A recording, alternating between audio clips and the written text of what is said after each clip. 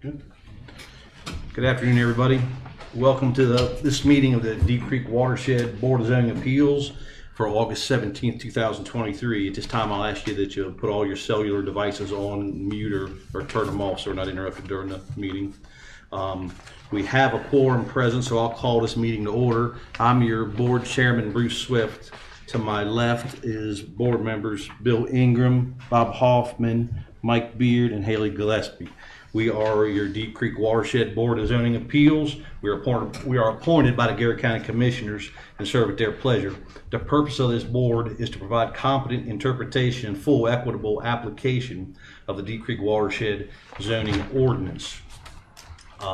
Gentlemen, in your package you had meetings, the minutes from the last meeting. I assume we all reviewed them.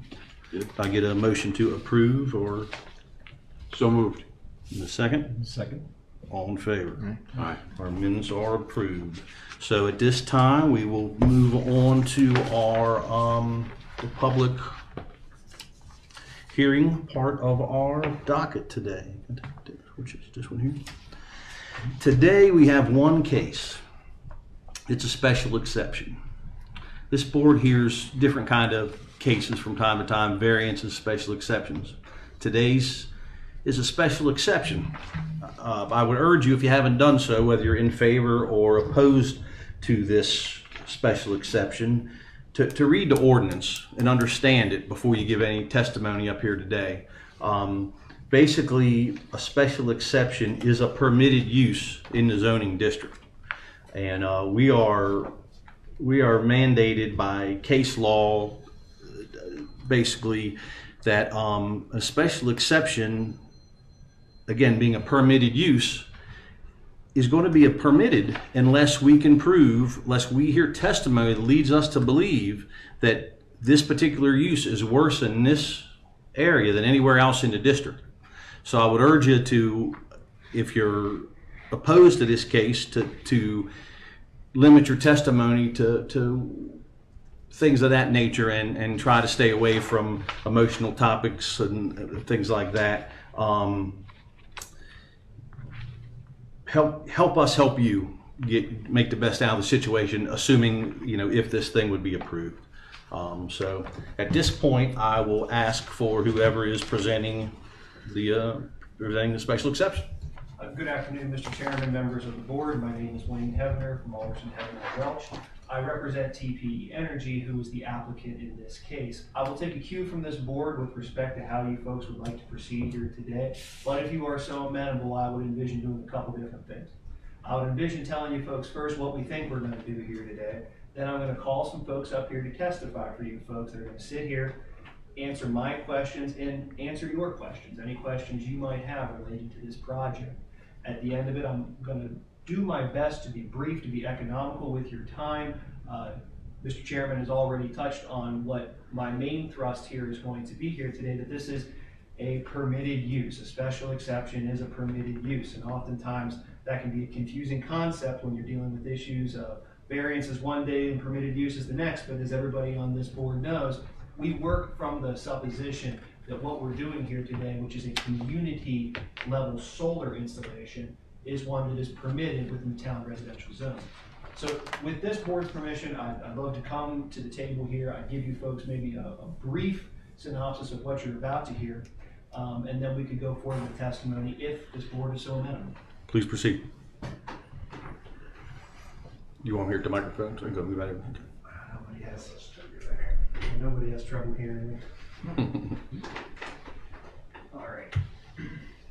So, folks, what you have in front of you is an application that has been submitted by TPE Energy. We're just going to incorporate that by reference into the record at this point. What this application does, or at least what we would assert that it does, is a couple different things. And maybe the very most practical thing that it does is it rights a wrong. What I mean by that is these folks were here about a year ago. And at that point, the Planning Commission had passed what is a pretty comprehensive statute code pertaining to solar energy. Before that time, as this board, I'm sure is well aware, we didn't really provide for that. We had energy generating substations, we had a provision for certain industrial uses, but it didn't signal out solar panel energy as, for example, the code did windmill turbines and the like. So in 2021, this board did put together, the Planning Commission did put together the code that tells us what we need to do, and really I would assert it's almost a checklist methodology to come before you today and request a special exception. As you folks are well aware, we're here looking at the town residential zone. We're looking at a 61-acre parcel. Of that 61 acres, and this is going to be, I think, dreadfully important, we're talking about a leased area of 20 acres. Within those 20 acres, we are talking about less than 13 acres of those being covered in solar panels. This is only 2 megawatts in capacity. This meets, and you'll hear testimony here today, that this meets the definition of a community level solar program. As you folks know, industrial solar programs at this juncture under the code are simply prohibited within the Deep Creek Lake watershed. That's not what we're dealing with here today. We're dealing with something a bit different. So what we're going to do, with this board's permission, is I want you folks to hear from a couple different people. I want you folks to hear from Franny Uhas. Franny Uhas is a project manager with TPE. She has over 20 years of experience, works extensively in the solar panel field. I'd ask you folks to listen here today to her. She has a couple different things. First is essentially a presentation in the form of PowerPoint, and I'm not sure if Mr. Fike, you've received that PowerPoint or not. I can put that up. I also have an overall site plan, so if anybody wants to see that, I can put that up on the screen. Wonderful, wonderful. Oftentimes I find that sometimes lawyers can get in the way of things instead of making them quick. So in an endeavor to be economical with your time, I would submit that I'm going to let Ms. Uhas provide her presentation directly to you folks. I'm going to have some follow-up questions for her. And this board may have follow-up questions for her as well, and we would welcome those. But what we're going to hear from Ms. Uhas is that we went through the checklist methodology. I would suggest that the reason that this special exception was denied last time around is because TPE did not comply with that checklist methodology. Part of the checklist that was missing last time was a viewshed analysis, which is incredibly important, which is why we're going to have you folks listen to Mr. Carnegie. Marcus Carnegie is from Thrasher Engineering. What you're going to hear is that Mr. Carnegie's done a couple different things that are very important, one of which is a viewshed analysis. Maybe the most important thing that I want the members of this board to take away from here today is that this solar array will not be visible from Deep Creek Lake. When you are in Deep Creek Lake, you cannot see this array. Also of equal importance, what the code now provides for is a plan to screen this solar array. A plan that takes into account the vegetation that exists and perhaps some vegetation that would be consistent with screening that array in the future, and that's what Mr. Carnegie is going to talk to you about. I know that everybody here has had the opportunity to review the application submitted by TPE, so it comes as no surprise, but I do want to walk through this board through a little bit precisely our plan here, because we have a rather comprehensive one. What you're going to hear from Mr. Carnegie is that we've selected vegetation that is consistent with the nearby vicinity, that would blend in and be in harmony with the surrounding area. And that really is our overriding thrust here. That in this permitted use that we're going to ask that this board provide for us, we are doing something in a fashion that is consistent with the surrounding area. We have demonstrators here, and we'll show you that what we're doing here doesn't even take up the entirety of the landowner's parcel. We're only taking up a fraction of it. And what we've done, and I believe what the evidence will show, is that we've done it in a very conscientious way. Now, we've tried to be very proactive, and one of the things that I think that you folks will hear from Ms. Uhas is that TPE takes a very proactive and community-based approach to this. We've listened to recommendations of the Planning Commission, and we would anticipate that this board would entertain special parameters, conditional uses on the special exception that would include, for example, some kind of bond for the landscape management. I think we've got some ideas on that, and that's the kind of thing that TPE is very good at addressing. It's the kind of thing that they are willing to address. So with that, and with this board's permission, I would like Ms. Uhas to be able to give her presentation, maybe entertain some questions from me and this board. Proceed. Ms. Uhas, would you come on down here? Mr. Pike, would you be so kind as to open up Ms. Uhas' PowerPoint? Why don't I speak? Ms. Uhas, will you stand up to the mic, raise your right hand, state your name and address for the record? Frances Uhas, Turning Point Energy 5133 Mountain Road, Pasadena, Maryland. Do you swear and affirm that the testimony that you're about to give in front of the Deep Creek Watershed Board of Zoning Appeals is the truth? Yes. Please proceed. I think that's gonna help you. Thank you. Sorry. Should I sit when I sit or stand? But Your call. people sway if I stand. Why don't you take a seat? Well, thank you, and good afternoon, and I really we appreciate the opportunity to discuss our application for a special exception to place a community solar project on Mr. Chiodi's property at 19008 Garrett Highway. Obviously, you've met Wayne, and Marcus is here with us today because I believe it is important that I wanted to just take a little bit of time and give you a little bit about my history, my background, and a little bit of his background of Turning Point Energy. Switch slide, because this is going to go pretty quickly, I hope. So first, I first put solar on my roof back in 2005. I did a little 3.2 kilowatt array on my roof, and that inspired me to seek a full-time job in solar. I just found that intriguing. So here we are, fast forward 18 years later. I've had the opportunity to really witness the maturity in the solar market and how the solar market has matured, as well as weather the economic downturn in 2008, the most recent pandemic instigated by COVID-19 and the challenges that presented. And I think we emerged stronger and more empathetic. And I say that because we really strive to put the community in community solar. So we want the community's opinion. We want that collaboration. We want to know what is the concern of them. So as part of my community outreach, the first thing I did was, I think back in June of 2020, met with Mr. Kevin Null, the county administrator, just to kind of get a lay of the land to make sure we understood the protocol of the county and what we needed to be aware of.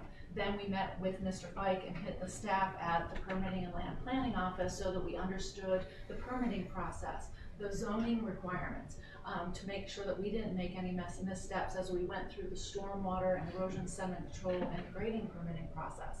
And that was very helpful for us. Then we went to talk to Ms. Cheryl DeBerry in economic development, such that I could get a broader picture of what was important to the county and what are the initiatives that we were working on at the time. And I think what she's still working on is broadband access to all county residents so that they would have access to broadband, which is similar, Chad, I think you can go to the next one, to community solar. It's a nice segue as to community solar allows those that aren't able to put solar on their own roofs or on their own backyards the opportunity to participate in the clean energy economy and subscribe to solar energy typically at a reduced rate from Potomac Edison's retail residential rate, and therefore is a benefit for them as well as the county. Go to the next slide. In the form of increased tax revenue from the solar project for the life of the project for that 25 or 30 years, that there's a known income from that project that you can use for public infrastructure projects and any other initiatives that the county might be working on. So we believe there are many benefits of the community solar project, and it's very much in alignment with your comprehensive plan, most recently updated in November of 2022, and your 12 visions. We went through each piece to make sure that the community solar was a good fit and a complement and supported each of those visions that you had. Which then, I guess, about Turning Point Energy and getting back to why we're different, it is also that commitment that we make to the local jurisdictions. For every project, for where it's located that we develop, we make a commitment of investment in specifically to that locality through monetary donations or in-kind services. And most recently, evidenced here in Garrett County, Friendsville Fire Department, a volunteer fire company, the Western Maryland Food Center, House of Hope, and one of my favorites is the Garrett County first robotics team at the high school. I had the opportunity this past February to actually meet with them and see their tenacity and their perseverance and the collaboration of working together on a single task to make those robots work in preparation for an upcoming competition that they had. They had just won the national title in 2022.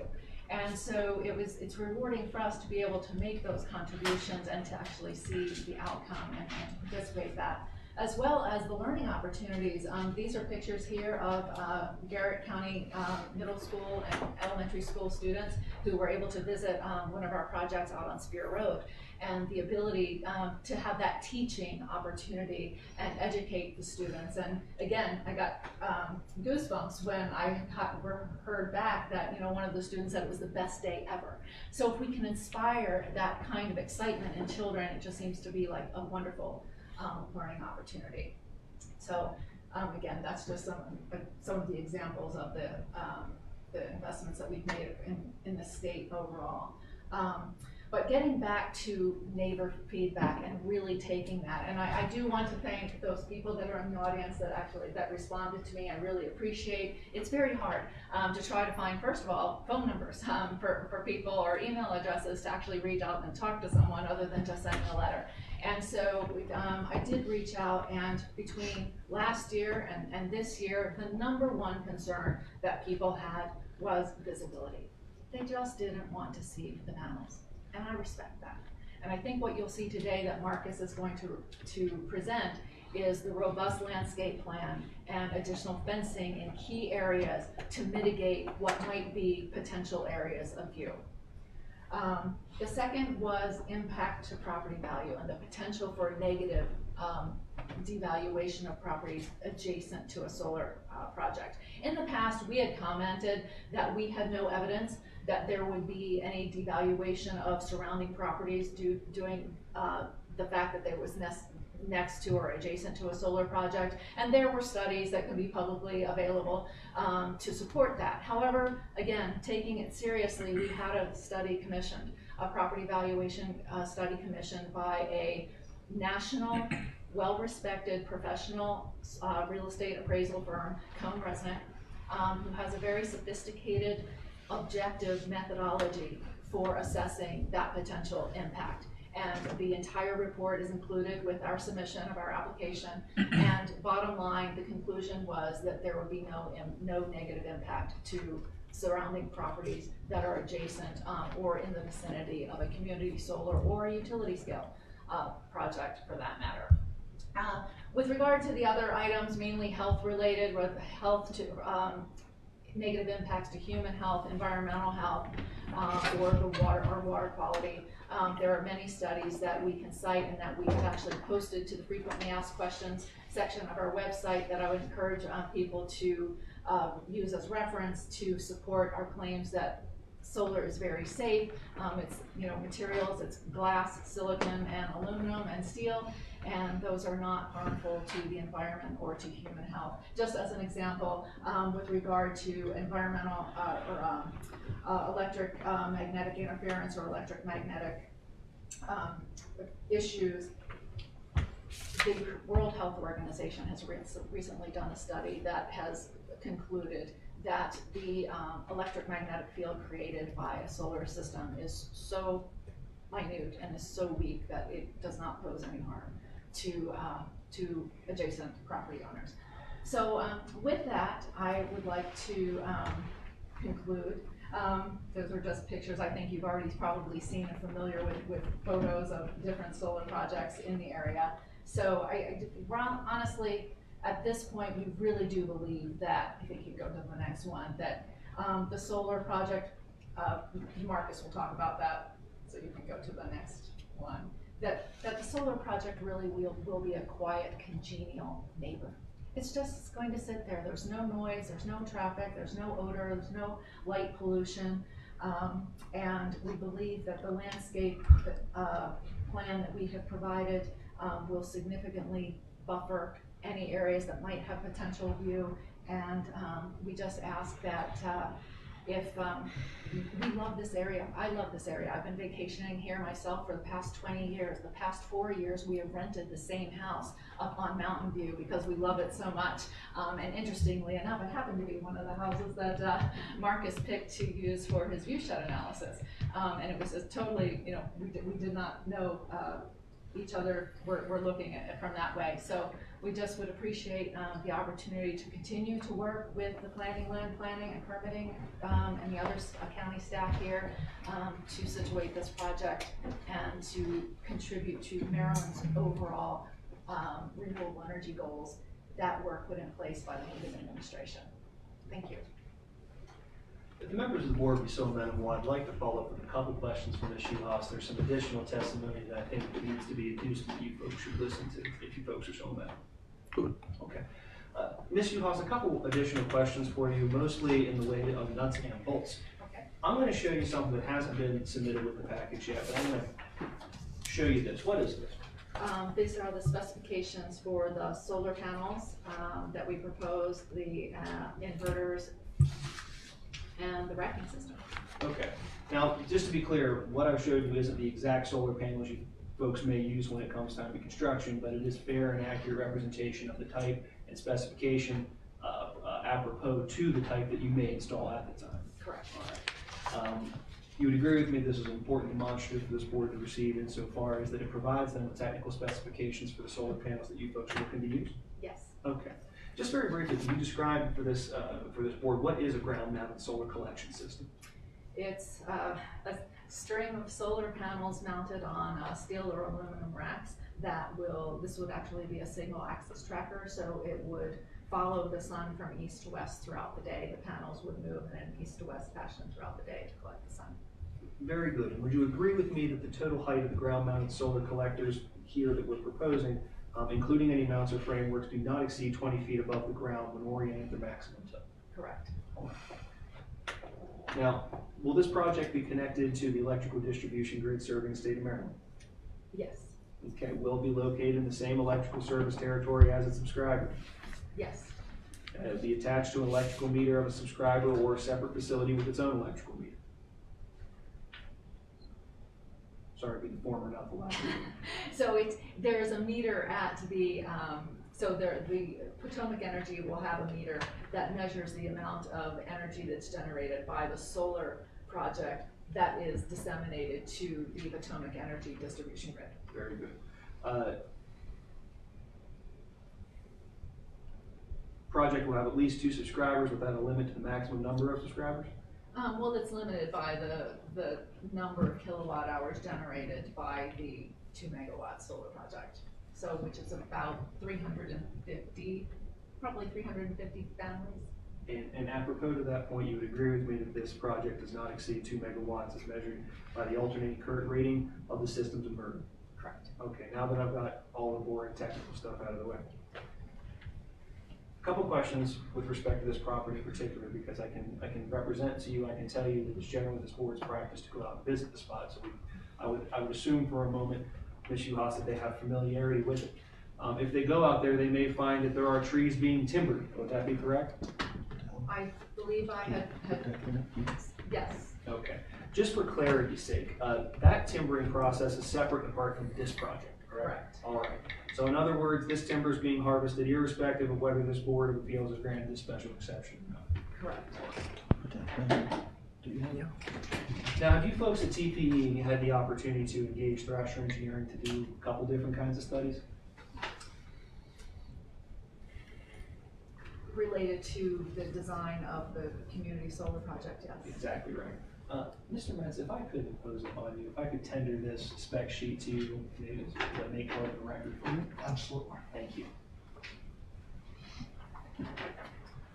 Great, so what you might see up on the screen right now, Ms. Schuhaus, you would agree with me, this is what has been offered as part of the application package as EX2. This would be a site plan of the project? Yes. All right. You would agree with me this is within the town residential zone? Yes. And as such, a community level solar program is a specially accepted use? Yes. All right, now have you folks engaged Thrasher Engineering to deal with foliage management at this project? The design will include a vegetation, a ground cover that is typically used by the solar industry it's pollinator friendly to attract bees, butterflies, small mammals to encourage pollination. Wonderful. We will circle back around with that with Mr. Carnegie. Now, just as a practical matter, have you had the opportunity to review the Planning Commission's August 2nd, 2023 hearing? Yes. All right. Would you at least agree with me that there is a concern as to the maintenance of the foliage screening for the project? For the landscape plan, yes. Okay, very good. Just to be direct, why don't you talk to us a little bit about what does TPE in the past, have they dealt with civil or bonds before? Are you familiar with what industry practices are, and can we help accommodate some of the concerns that the Planning Commission had at their August 2nd hearing? Yes. It is common, in addition to having a decommissioning bond that is required by the special exception requirements, landscape bonds are common. They're not always required, but they are common to be put into place to cover the first 3 years of growth for a landscape plan to ensure that the plants grow and that if they're dead, that they get replaced, and that everything is properly taken care of in the first few years of life, which is when they tend to get established.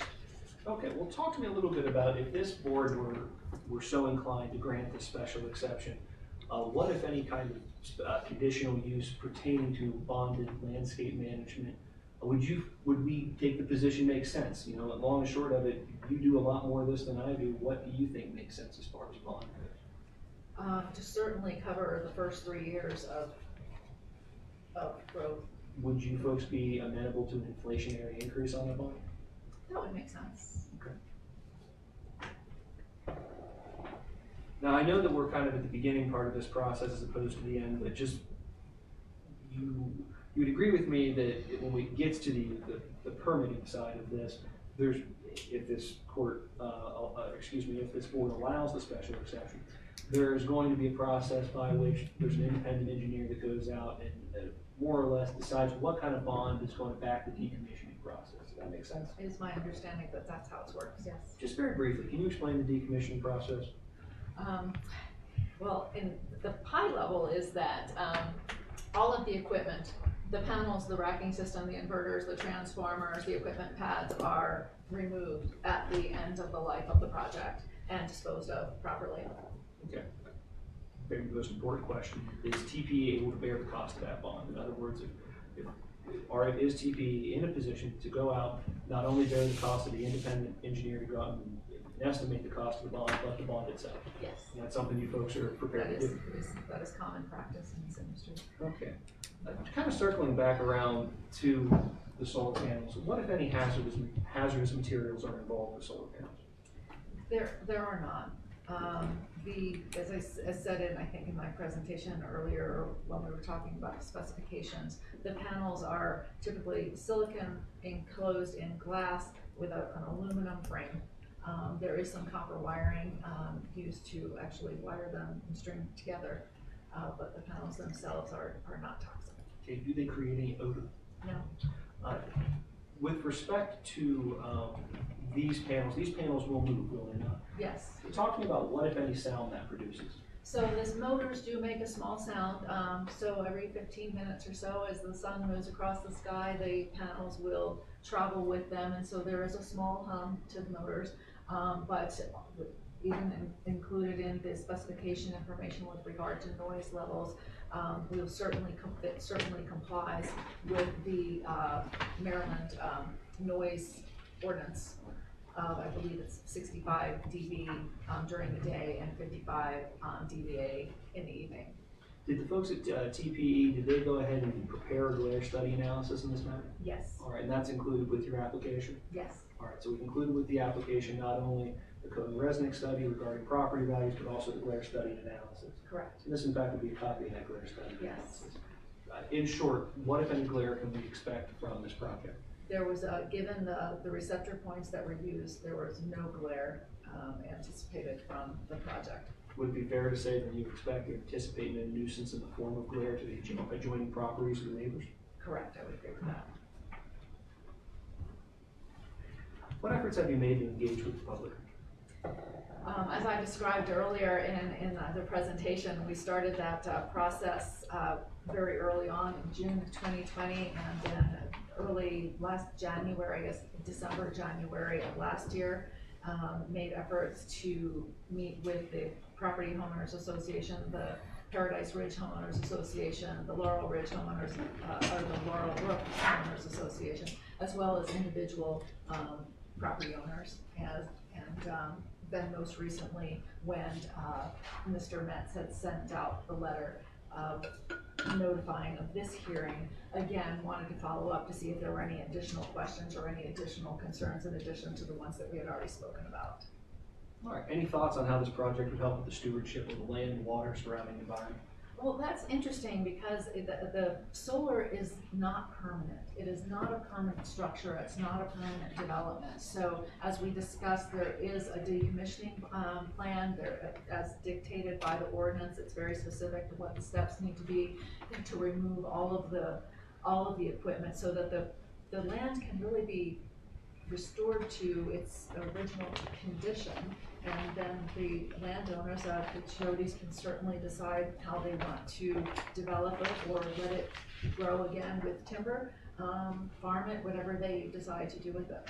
That it's the opportunity, and it also gives an opportunity for that soil to lay fallow and to regenerate and have it to continue its microbial enhancements. Talk to me a little bit about kind of various processes here. To my understanding, whenever you put these things together, there's a phase in which these things are constructed, then there's a phase where these things go online. Talk to me about what, if any, impact on the local traffic we would see on the construction phase as opposed to the operational phase. Sure. So during construction, there will be traffic. There will be some additional vehicular traffic.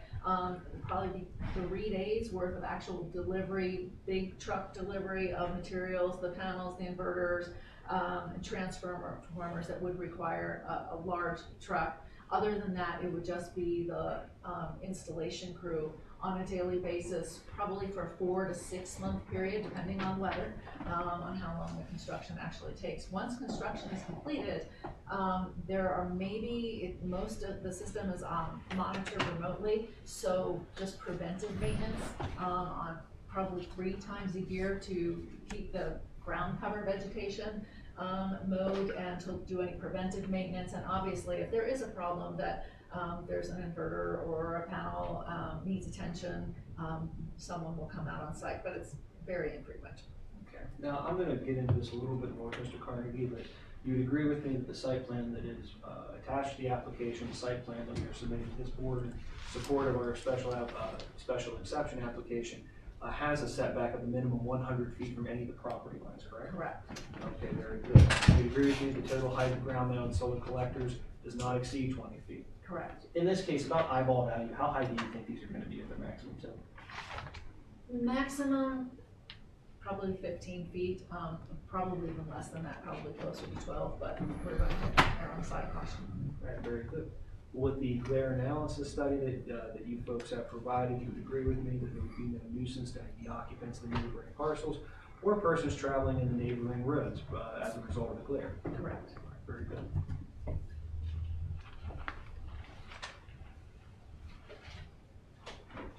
Mr. Metz, I'm going to tender these to you. I understand that these are part of the application, but in the event that anybody prefers hard copies like I do from time to time, we're going to go ahead and tender both the glare study and the real estate value study as well.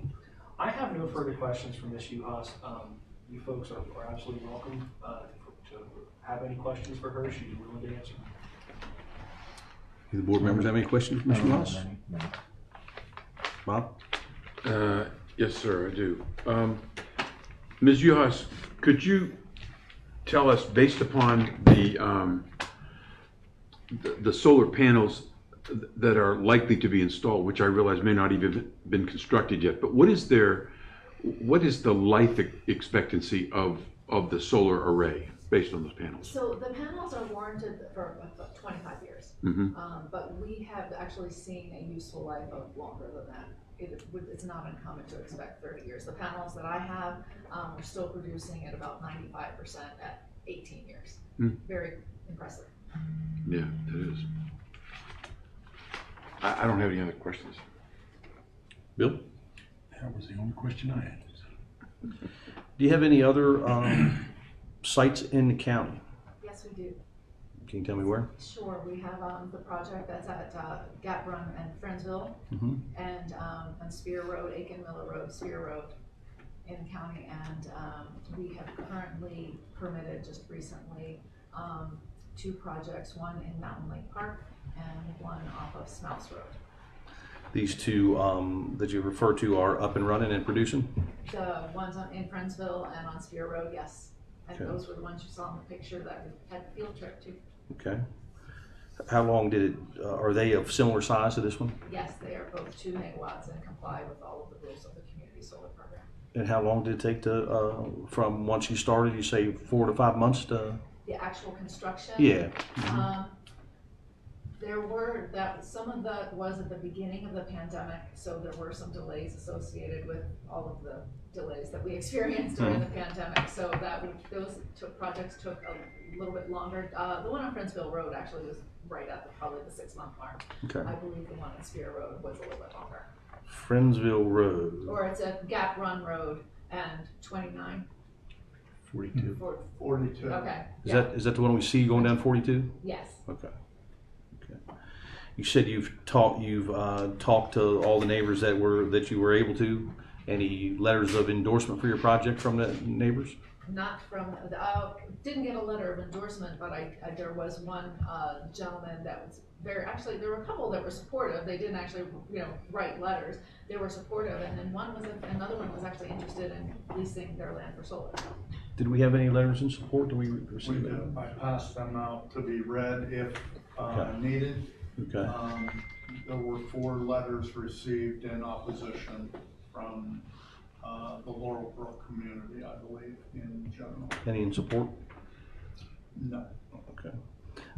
You talk about solar arrays raising. And one from Paradise. No, Road. my question was, because we were here a year ago, will all of those signatures in the opposition that was presented a year ago qualify? It's the same project. It's a new application. I would assume that they would need to be resubmitted. Okay. You talked about how solar arrays raise money for the county.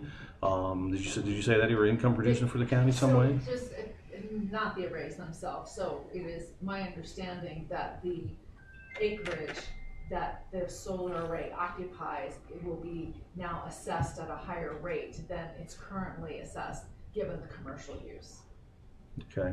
Yeah. Do you know if that rate is similar, lower, or higher to another permitted use for that district? I don't know the answer to that specific question. Okay. All right. You say there's no hazardous materials in the panels themselves? Correct. Silicone is a liquid, a solid? Silicon, it's a solid. It's typically made of sand. Okay. So it goes through a manufacturing process, but to take that sand to make it into a wafer, but it's not. When I hear silicone, I don't see. I thought I heard silicone. It's Silica. silicon. Okay. It's silicon. Okay. No E on the end. No lithium, anything like that, like in a battery, nothing like that.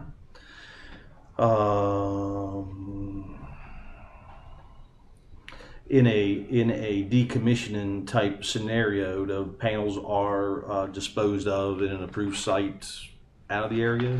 Yeah, so assuming there's we no. anticipate recycling. So because of the number of projects, particularly in California, Arizona, that have been operational for many years, there are several recycling efforts going on now and initiatives to actually be able to recycle panels here in the United States.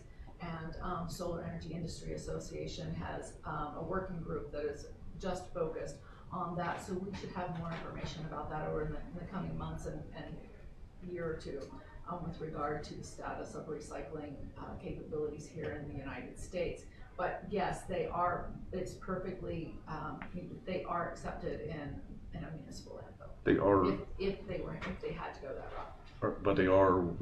You're saying that they are recyclable. Yes. We're It's recyclable. mainly glass, aluminum, copper, steel, all very highly recyclable materials. Okay. This special exception use, one of the conditions is a 100-foot setback, which you show on your drawings. Is there any, is part of your landscape design, landscape screening plan relies on that existing vegetation? So yes, primarily the existing 110-foot or 100-foot buffer is existing trees, mature trees that are there, and we're supplementing that with new evergreen plantings and in key areas, stockade fencing. So that's even more private than an agricultural fence.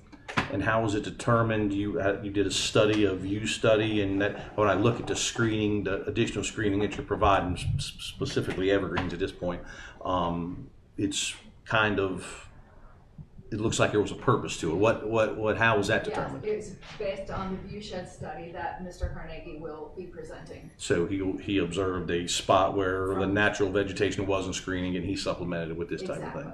Exactly. Can you describe to us, I saw on your plan a 6-foot stockade fence, did I see that? And or 7 foot, Yes, was it it's maybe? actually 7 feet. 7 feet, and National then Electric Code requires 7 feet. and then there was another kind of agricultural fence. You had 2 kind of fences listed? So so agricultural fence, in keeping with the nature and particularly in the agricultural areas, agricultural fence seemed to be the right medium for that. But to add additional privacy from view based on the view shed analysis, it seemed like a stockade fence would provide a little bit more screening behind the evergreen plantings. Will we hear testimony about what a stockade fence and an agricultural fence looks like? Yes. We'll hear that, okay. All right. That's all the questions I have for right now. One more question, if you would, Mr. Chairman. Can you tell me, we were on site, as council alluded to, and took a look. Can you tell me that the footprint that is cleared now, is that all the intended use, or will there be some additional clearing done? There, obviously, the debris has to be cleared up. Certainly, yes. And the stumps, but But as far as the Yeah. parameter of the property? no, the perimeter of the property will maintain that 100-foot buffer. But all the vegetation that needs to come down, understanding that there's still some clearing to be done, Yeah, the there are growth some that's there stragglers. will be. There were some stragglers that will have to be taken down, but we want to be very respectful of the stream and the stream buffer. I would describe it as roughed in at this point. Just basically what we see cleared is basically the area we're talking about. Yes. We saw some flags and we assumed that. Yes. So, right? Yes. Yes. We just wanted to be sure that the 100-foot buffer was maintained. Okay. Anybody else? Mr. Chairman, 2 quick questions based on the board's questions. Firstly, Ms. Uhas, with respect, I think it might be a benefit to the board, because this is frankly something that I did not know until you educated me. Regarding the regulations pertaining to community-based solar, if, for example, this board was to permit a special exception on this property, can any adjacent property put in community-based solar?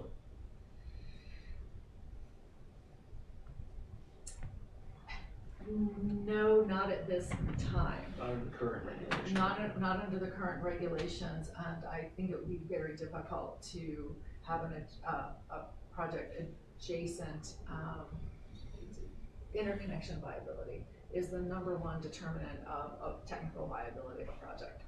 Okay, and regarding the Mr. Hickman, can I Absolutely. interconnection to the grid? To the distribution grid. So it wouldn't be practical to put these things one after the other after The the other? circuit has to be able to accommodate that much energy. Okay. And with respect to the board's question about whether or not there are any other projects that TPE takes care of, with respect to Route 42, for example, if I may be blunt, somebody who lives out in Western Maryland, the foliage surrounding the Route 42 project was maybe less than stellar, we'll use the word. What, if any, changes in your landscape plan did you make to accommodate for a more robust landscape screening? In this case, we included the fence and the stockade fence, and the plantings would be 6 feet at the time of planting. So they're 6 feet when they go in. Yes. and I think, Mr. Carnegie will also, describe the height that, over, 9, 18, 2 feet growth per year. They're going to grow in pretty quickly and will likely have to be thinned over time. Okay. This board has no further questions from Ms. Schuhaus. I would ask to call Mr. Carnegie to testify.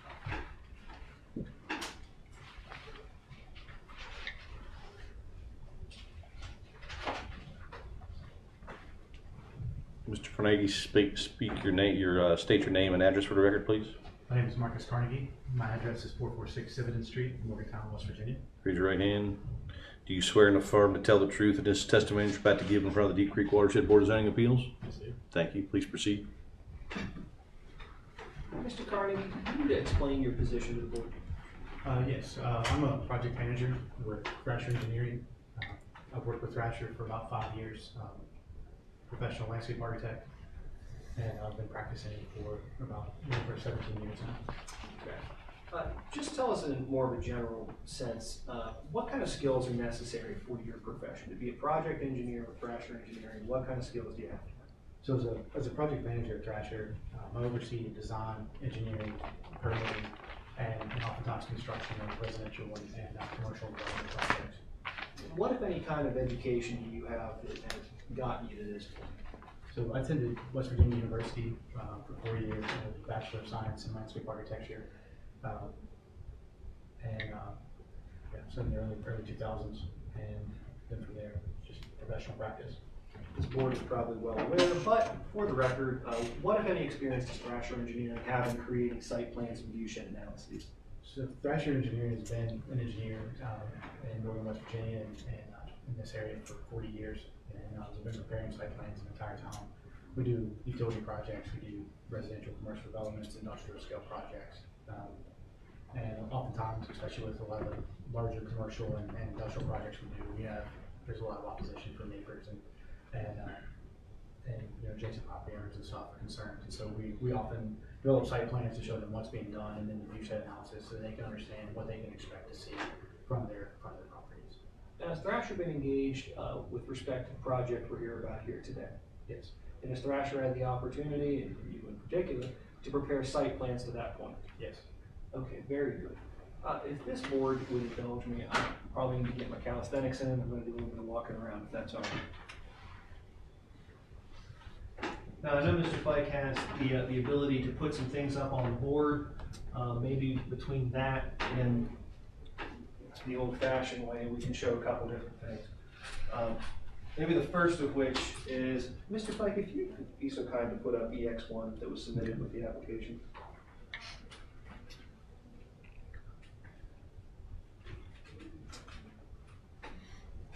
All right, taking a look at what's on the screen at this moment, Mr. Carnegie, what are we looking at?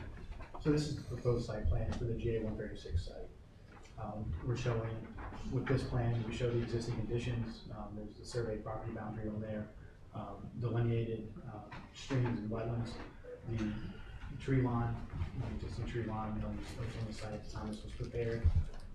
And then we show the proposed features, the access road, the fencing for security and for screening, and the proposed landscape buffers as well. Would you agree with Mr. Carnegie that this site plan depicts a setback in excess of the 100 feet required by the Garrett County Code? Correct, yes. Now, perhaps to state the obvious here, this parcel is larger than what the actual solar arrays that are going to go on it are, right? Yes. Okay. Now, north being towards the top left of the site plan here, there's a stream that runs through this property. Yes. Okay, have you guys made allowances to try not to, for lack of a better term, impact the stream? Correct. We've respected a 25-foot stream buffer, which is an ND recommendation, and we have one stream crossing. With respect to the southern part of this parcel, which is depicted on the right side of this EX1, what are we seeing here? Because just to be blunt, I see a 110-foot setback on the eastern side. I see a 110-foot setback on the western side. I see a 110-foot setback on the northern side. I see a lot of room on the southern side. What am I looking at? Correct. So when we started laying out the site for the 2 megawatts, we started on the northern side of the property where the access road is, and then working our way uphill in the project. And so when we get to that 2 megawatt capacity, this is the amount of raise that we would need. So we draw our boundary there, put in our fencing and landscape buffer. We're able to avoid impacts to the wetlands, but then we were also about 300 feet short of that of the tree line on that southeastern side.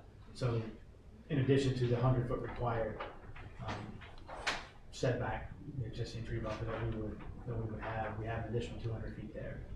Mr. Pike, if you'd be so inclined to bring up the X2. So this is a satellite view? Correct. Okay, and if we just take a look here on the southern side of the property, this being the edge of the solar panels all the way over to here, do we know how many feet from, let's say, the Chardon property to the solar array field there is? Yes, it's just shy of 1,100 feet from the nearest point of Mr. Chardon's home to the proposed fence. Same deal down here on the western side of the property. Yes, it's about 1,000 feet. And can you tell the board what's here, what's in between the southern boundary of the parcel and where the project begins? So there's on that southeastern side, there's 2 agricultural fields with existing tree line between them. Now, there are various hash marks that are depicted on this site plan. One next to the Larbrook condos, one on the western side, and one on the southern, well, 2 on the southern side. What are those? Those are the areas where we propose supplemental planting. Essentially, that's where our landscape buffer. Okay, now have you folks been commissioned by Turning Point Energy to prepare a vegetation plan that takes into account the existing vegetation? Yes. Did you folks prepare that and then using that analysis, supplementing the various areas that are depicted in hash marks with what you believe screens off the various views that would otherwise see these solar panels? Yes. Okay, so why don't you step around here? Why don't you come up here? So, Mr. Carnegie, I have here what has been submitted with the application is LS1. Can you tell me what I'm looking at here? So LS1 is our proposed landscape plan on that on the western side for the Lipscomb property. They do have a home that is set near the property line. They're about 200 feet, about 100 foot inside of their property line, so about 200 feet from our proposed site. So there's an existing 100-foot buffer that's maintained, the trees that are there, which are the large symbols that you see. They would be representative of the existing vegetation that's remaining. I'm just going to stop you there for a quick second. So you would agree with me that the landscape plan that you have prepared does depict and take into account the existing vegetation? Correct. All right, continue. I apologize.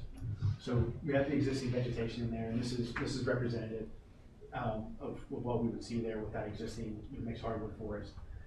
So those trees are typically oak trees, maple trees, some gum, that kind of thing. There's some hemlock, sort of evergreen mixed in. So there's a browse line essentially in those woods. Deer and those kind of things go through, and so a lot of that vegetation, you have your ferns and stuff at the ground level, and you'll have basically the leaf line that's about eye level. And so there's an area in between where you can see through those woods. And so from those properties, what we took into account here, we wanted basically a solid evergreen screening from that property where those people went on their driveway, where they sit on their front porch and that sort of thing. So the trees or the plants that we have in here, we have green giant arborvitae and Siberian spruce, 2 different types of species, both evergreen. Both of them have evergreen vegetation that goes from their tip all the way to the ground. So as they grow, they'll continue to fill in, especially through that browse line where there's not a lot of existing vegetation in that current buffer to help screen those views. So we understand, we put those trees in, they're 6-7 feet tall. I'm 6 feet tall, so they're my height, they're cone shaped. So again, at eye level and a little below, we understand those things have peaks, and so you'd be able to see through. Can I ask you, those are species that are native to the area? Yes, they're not native, but they're commercially used very often in this area. Okay, so we're introducing a tree in here that's not in here already. Yes, it would be. Do we know them to be deer and animal browse resistant? I mean, They are. That's They're why we use very, them. very commonly used in the Deep Creek Lake area. So the browse line it'll stay growing in. It won't be left like the other trees have been. Correct. Okay. Correct. Sorry. Actually, on that point, Mr. Carnegie, following up on Mr. Chairman's point, how did you make the determination to use the trees you used? Explain that to me. So, quite honestly, talking to the local landscape companies around here that work around the lake area specifically, and we called a couple of them and we talked to them about evergreen plants to use for screening for this specific application. Explained to them, you know, we're planting inside of the existing vegetative buffer, so they understood the light requirements, they understand what we're trying to do as far as the screening goes. A lot of people who live on the lakes want to screen their neighbors, or they want to, you know, that kind of thing. So just talking to some of those folks and understanding what plants they commonly use. And also let them know that we want something that'll grow fairly aggressively. We don't want to put something in here that's going to grow 3 inches a year.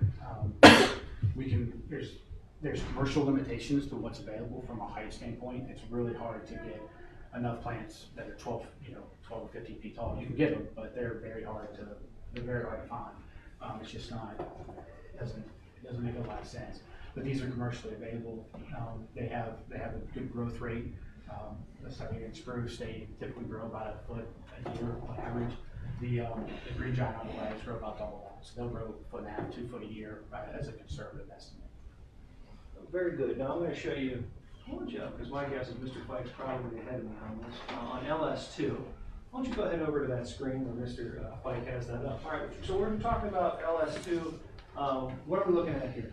So this is the property line that's adjacent to the Laurel Brook condominium development. You depicted on the northern side of the site plan, correct? Correct, yes. Yes, so Laurel Brook would be on the page bottom here. There's specifically some condominiums right in this area and the parking area. Tell me what we're looking at here. Does this landscape plan address, or rather depict, the existing vegetation? Yes. Have you taken into account the vegetation that currently exists, and have you found that it'd be best practices to supplement? Yes. Right, how you supplement? So it's same methodology that we used on the first landscape plan. We're trying to get 6-7 foot trees in here to screen the view. And again, we understand they're going to be looking up a little bit. They're still a little bit lower than the site itself, so they'll be looking up through this at these arrays that are taller.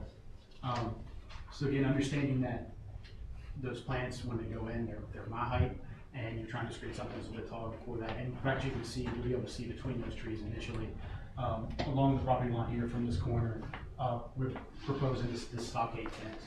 So the stockade fence is a solid fence, rather than a mesh, like chain link agricultural woven fence. The stockade fence is a solid wood fence that would be along that property line. Okay, so that just leaves the screening buffers on the southern side of the property? Yes. Okay, if we could take a look at LS3.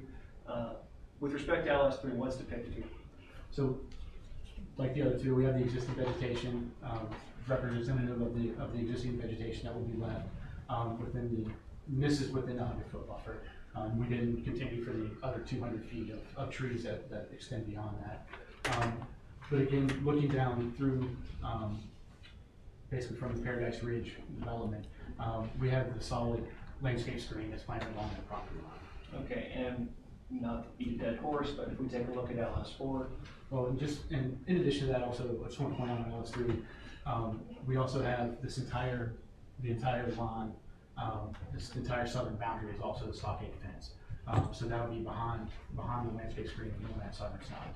So it's the entire property line with the stockade fence and the landscape buffer. And this is just the portion of LS3 and 4 that's in hash marks, correct? So all of the property to the south of that, separating Paradise Ridge Road and the project, there's already existing vegetation there. Correct.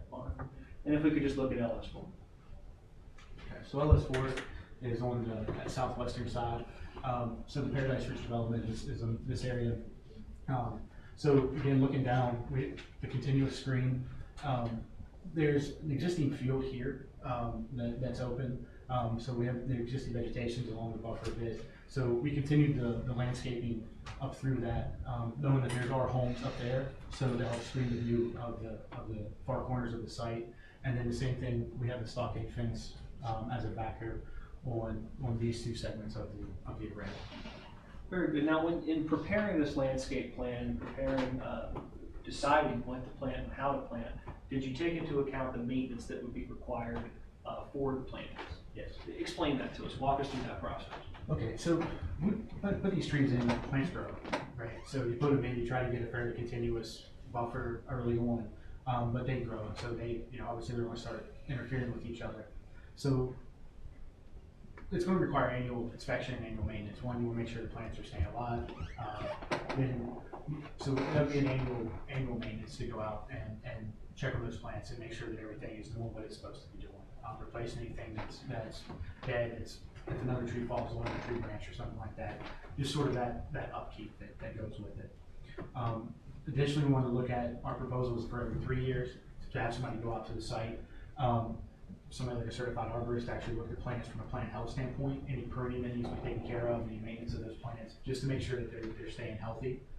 And then coming out in about the middle of the project, around year 12 or 15, coming out and looking at the plants, and anywhere where these plants have gotten large enough that they're starting to impede on each other, they need to do selective thinning so that they can still have room to continue to grow. But if 2 of these have gotten so that they're drowning out one in the middle, that one in the middle can just be selectively removed while maintaining my landscape. So based off of your skill, knowledge, experience, expertise, and training, in about what year should we know what trees are going to be growing, what trees aren't going to be growing, what trees need to be culled, or what trees need to be replaced? So first 3 years. If the plants survive for 3 years, then generally they're good to go.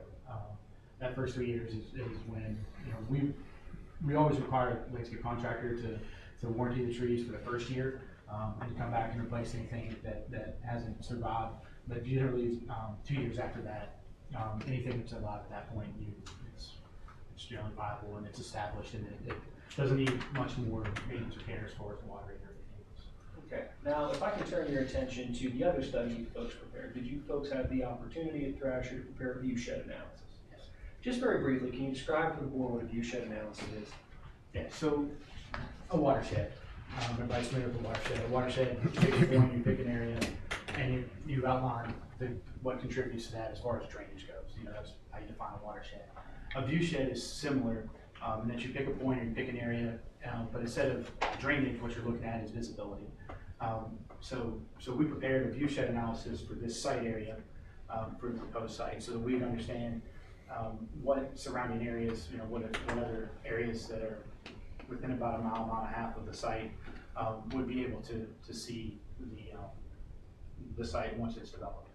So what I have mounted on the board here at the moment, what I see is I see the site, I see it depicted, and I see a label of 1, 2, 3, and 4.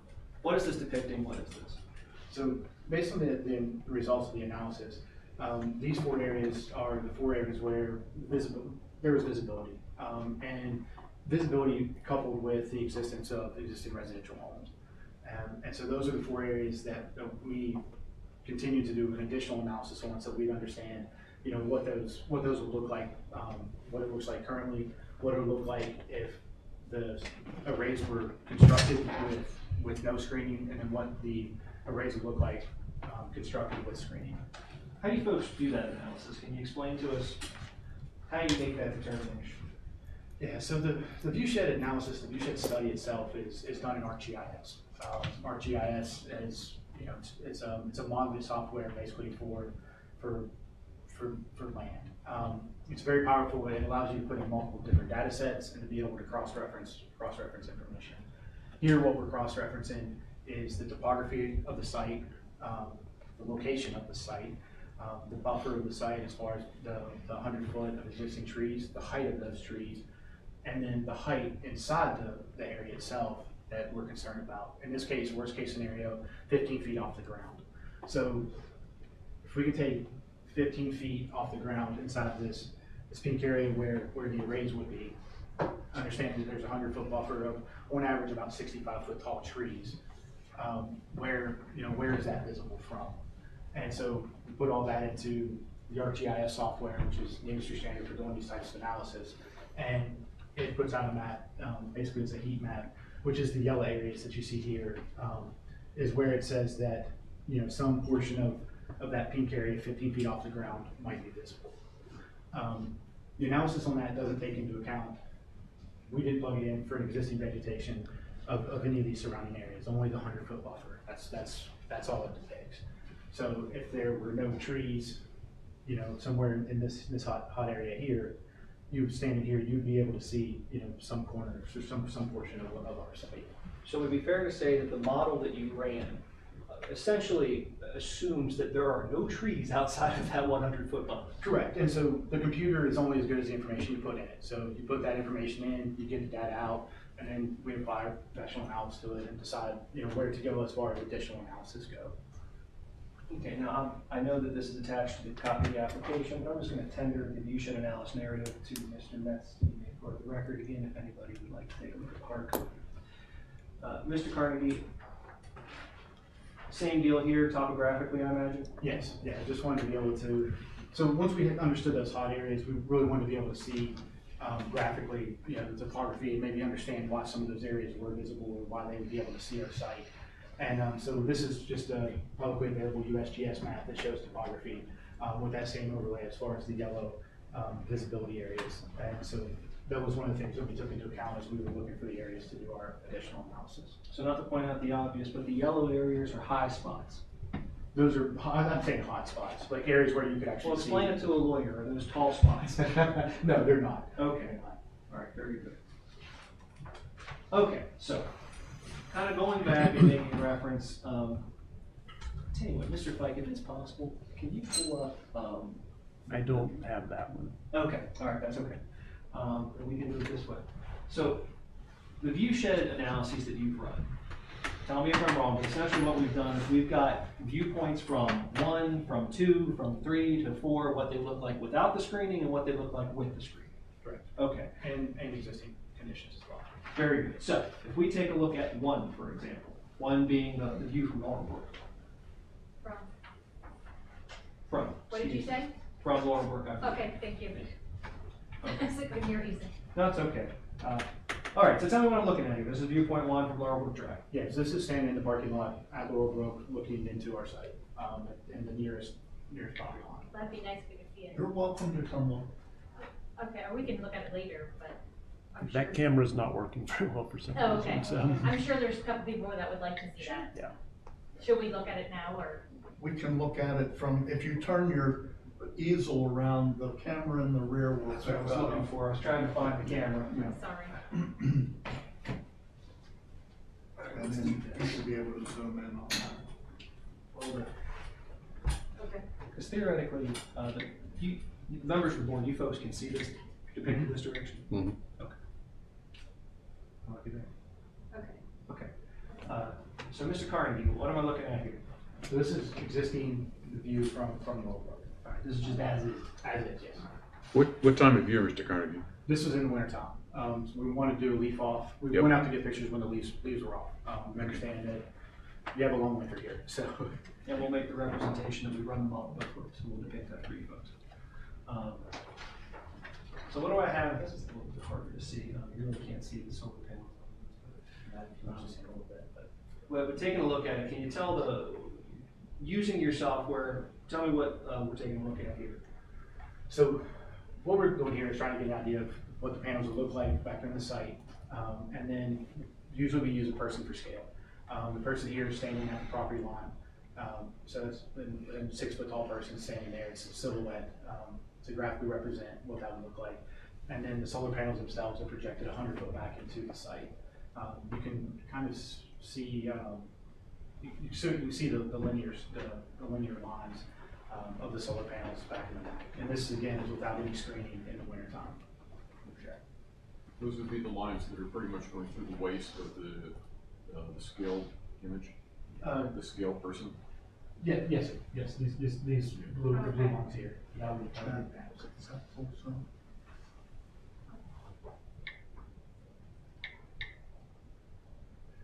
Yeah, they're a little tricky to, and then actually these aren't, I'll make the representation, these aren't representative of what the color solar panels actually are. We accentuated the blue to make them easier to see on the graphic.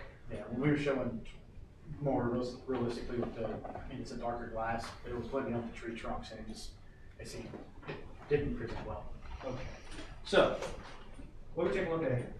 So this is the view that what it would look like with the landscape screen and the stockade fence behind it. So no more blue. Okay.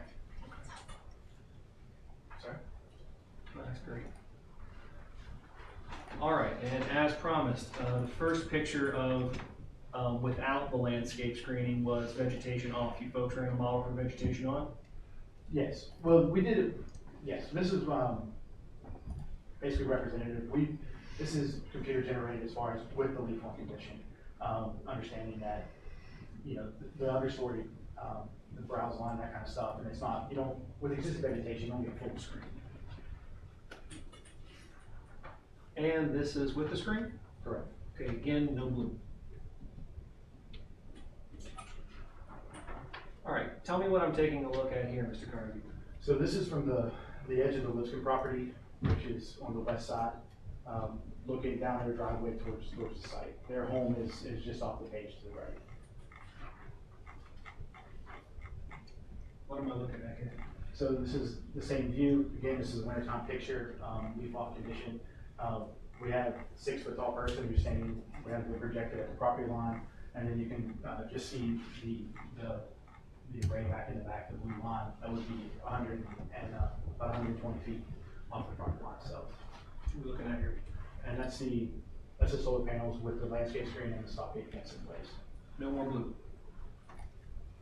What are we looking at here? And this is estimated with the leaf on condition, without screening. So you can't see the array back in here again. I mean to beat a dead horse, but. Yep. I found him. Mr. Fike to the rescue. Which one are we looking at? We're looking at here, Mr. Carnegie. I think this is the first one. I think this is the as is. Yes. Okay. I tell you what, Mr. Fike, if you'd be so kind to next page, maybe keep going. That's the leaf off. Okay, so that's the leaf off with the screening. Yes. Okay. That's the summer condition without any screening. Without screening, so that's why I see blue. Correct. All right, with screening. And it's the next one. So the screening.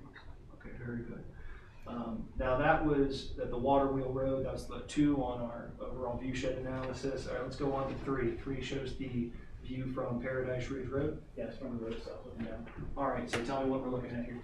So this is looking north, you're looking down the hill across the 2 agricultural fields.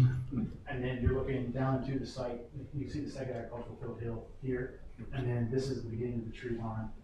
And then inside, 300 feet inside of that is where our arrays would be. Okay. Mr. Fike, if you could. And again, this was taken in the wintertime. Okay. So what are we looking at here? So this would be that same view looking down. We have the silhouettes and standing at the property line. And then being able to see down in the leaf off condition, looking down to the site. Okay. So then we screen it, right? With no screen. Okay, so when we screen it, we have the next page, I believe. Okay. Yes. Tell me what we're looking at here. So here looking down, again, standing in the same place, leaf off condition. And this is with the continuous landscape screening that's proposed, as well as the stockade fence. You can see it wrapping around the site behind the landscaping. And then just over the top of it, you can see the peak of the panels there. Okay. I have a question on that. So, I mean, that's a view from my road. With those trees and the growth rates you've suggested, we're gonna see that fence. We're gonna see the top of the solar panels. And for how many years? So, based on your estimate, how many years until that fully covers that view? A conservative estimate, 4 years. So, 4 or 5. No, that's not what you said. You said a conservative estimate was 40 years. Yeah. What's an accurate estimate? An accurate estimate? I don't want you being conservative. I want you to draw on your skill, knowledge, education, and experience and training and tell me what is a reasonable estimate until that's covered up. Reasonable estimate is 3 years. Okay. With the rate of those 3 years. Very good. What we got here? This is a projected view with the leaf on condition. Assuming the grass is cut. And then we screen this as well, right? I'm sorry? Yeah. What was your question? This is the without the screening, correct? Correct. When the grass is not cut, it's quite high, I imagine? Yes. Okay, I think we actually have that depicted somewhere, don't we? Yeah, if we can keep going, Mr. Fike. That's with the screening? Correct.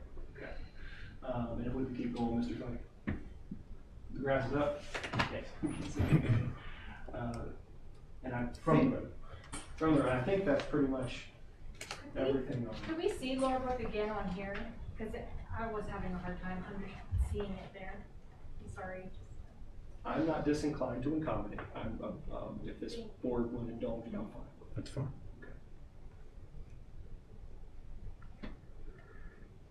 It's probably the first one, Mr. Fike. Yeah, let's do that left from there. So that's the existing condition.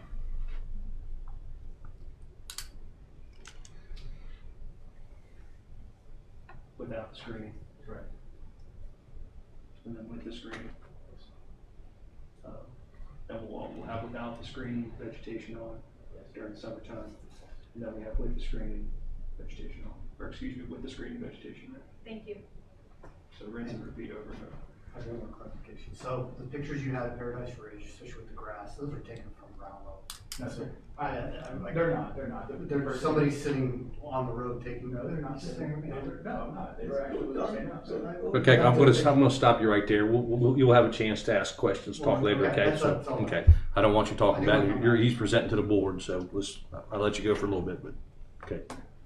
Clarification, the staff member that took the picture of the grass, how tall was she? She's 5'3". Okay. Why don't we continue on to viewpoint number 4? Viewpoint number 4, which is in the far north. That's way down, Mr. Flake.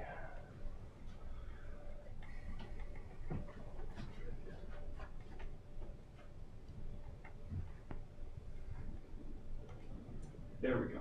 Okay. So this is viewpoint number 4? Right. Okay. Again, what are we looking at here? So this is the existing condition view from Mountain View Court. Okay. And if we go to the next page, this model is what? So that is a model of the site, the proposed site, post clearing with the solar panels on. And this is in the wintertime condition. Okay. If we can just go to the next page, Mr. Flake. And this depicts what? That's the proposed site, basically in the default condition. Okay. So do you believe that you prepare a landscape plan that takes into account not only the existing vegetation, but what your viewshed analysis is revealed to shield, to screen the property from the adjacent landowner? Standing if you're standing in the middle of this project, can you see the lake? No. Did your model account for whether or not you can see from the lake? Absolutely. All right, and what did it determine? You cannot see it from the lake.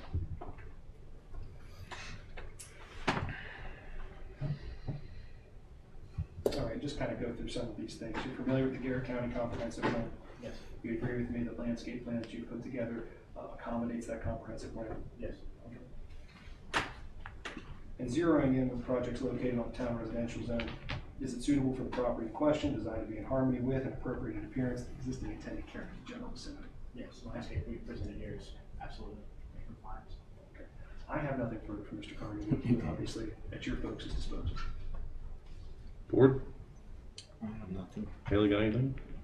Mike, no? Bob? Yes, sir. One of the views that we had was from the south side. It was LS3, and you indicated, Mr. Carnegie, that that we had that 100-foot buffer, and then there was a border of trees 200 feet beyond that, extended beyond that. Yeah. Is that existing border not a border that is going to be planted? Is that going to remain? As part of our development, yes. I mean, Mr. Chody's private landowner. He has the right to do what he wants beyond that existing 100-foot buffer, which is why we did model it into our landscape plan. We showed that existing 100-foot, which is what we have control over. Okay, good. And then the annual maintenance of the plantings, that is for 3 years.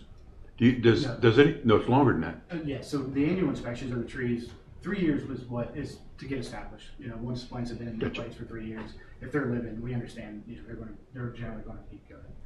But we still are proposing, we still want them to go out every year and check on those plants because we want to make sure, again, tree fall or anything else. And if there's something else that happens beyond just them dying, due to being unhealthy, we want to make sure those plants get replaced.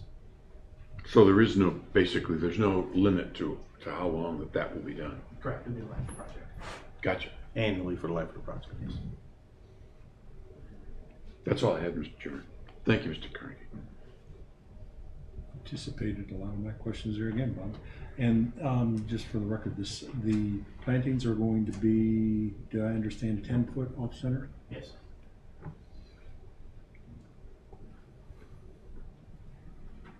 And just for my clarity, we had further, our earlier testimony about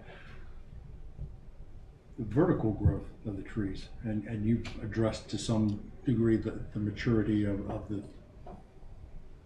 what I would say, widening of the tree, the width of the tree coming out, and that's based upon that kind of coverage, and so we know within 3 years or a year, you're saying about 2 to 3 feet of growth vertically. What kind of growth are we looking at? So the In green giants, they grow on average about 2 foot vertically. And in a good season, they'll go 3, but 2 is pretty average. As far as width goes, they'll pick up, maybe 4, 5, 6 inches a year in width, and so they continue to grow, as they get wide. And So hence their your proposal. mature width is about 15 feet. They can be up to 20. And hence your proposal to continue annual inspections and maintenance and care of those and trimming, and even at some point of maturity, I imagine some of those trees being eliminated. Correct, and that's where, like, going in about the midway of the project and understanding, because some of those, like especially the green giants, if they're 20 feet broad, they're going to be crowding out. They're planted 10 feet in the center. They're going to be crowding out another plant. So if those need to be selectively taken out, that's something we want to make sure they get in there and do that, so that it kind of keeps that full screen and keeps the plants healthy and vertical. Mr. Carnegie, is the green giant the same as the Siberian? What was it? Siberian spruce? Yes. That's a separate tree. It is a separate tree. I'm sorry. Yes. And so the follow up on that, the Siberian is a little bit slower growing plant, and it looks a little more similar to like some of the hemlock and stuff that's in the woods there. But it grows about somewhere between 9 inches and 18 inches a year. So average about a foot per year. Yeah. And then it's spread as far as it gets wider. It's about the same pace as a green giant. Thank you. Thank you, sir. Okay, Mr. Carnegie, you told us that the stockade fence, I think you called it, is a solid wood board fence? Yes. And what is the agricultural fence? The agricultural fence would be like a woven fence. Like a chain link fence? Yeah, it's not a chain link, but it's still a woven metal. Okay. Can we pull up like a picture of the overall site?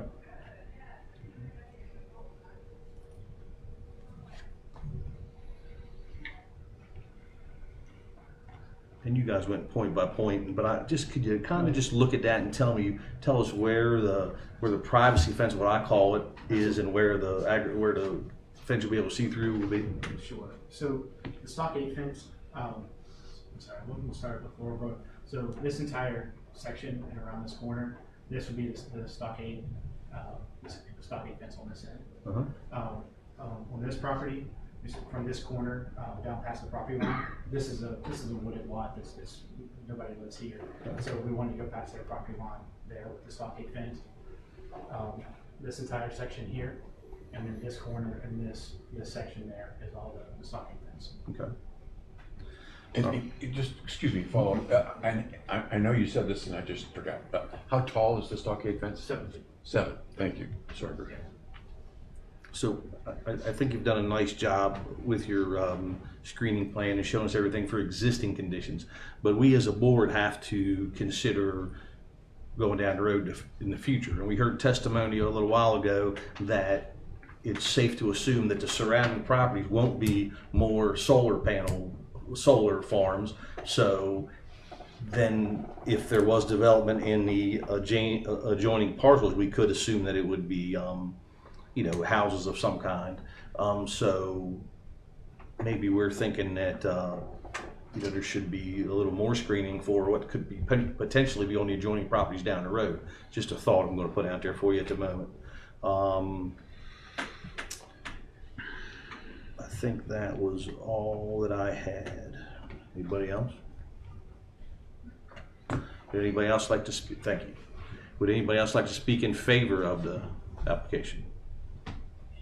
I wouldn't mind if you folks would just hear very briefly. I apologize. I just have the landowner here, and I just for the sake of the record, I'd like for you folks to be able just to hear from the land. That's what I'm asking. Anybody else in favor of the application? Yeah. You step up here to the microphone, please. State your name and address for the record. Antonio Chaffee, 12 Cherry Drive in Ocala, Pennsylvania. Raise your right hand. Do you swear and affirm to tell the truth in this testimony you're about to give to the Deep Creek Watershed Board of Zoning Appeals? I do. Thank you. Please proceed. You are, tell us, give us some, you're I'm a the son, of the landowner. okay? Tom Moran is my father. We reside in the Pittsburgh area, south of Pittsburgh. He purchased the property just as more so of an investment for himself and for me and my brother, his two sons. We have a secondary vacation home on Garrett Highway, right off of Garrett Highway on Foxton Road. We were just trying to get something done with the property, just to do something with the project in the meantime with our property, and we think it'd be a good idea if the solar project got approved, not only for the landowner but just for the whole community. We believe the project fits in with everything in the area. Okay. And that's all I have. All right. Board, do you have anything? No, no questions. Okay, thank you. Just a clarification, Mr. Choate, your father, he's Italian. Yes, he's both my parents are immigrants from Italy. So He doesn't speak much English. yeah, so I'm speaking on his behalf. It would be a little bit harder to understand him if he were here to speak. So Understood. I'm just speaking on his behalf. I appreciate it. Thank you. Okay. Anybody else to speak in favor of the? Yes, sir. Mr. Chairman, I do not have testimony, but I do have a question that I think is relevant. I think For, or are you opposed, or you supporting the petition or opposing? I'm only asking a question. Okay, could you step up here then and we can get your name on the record? Sure.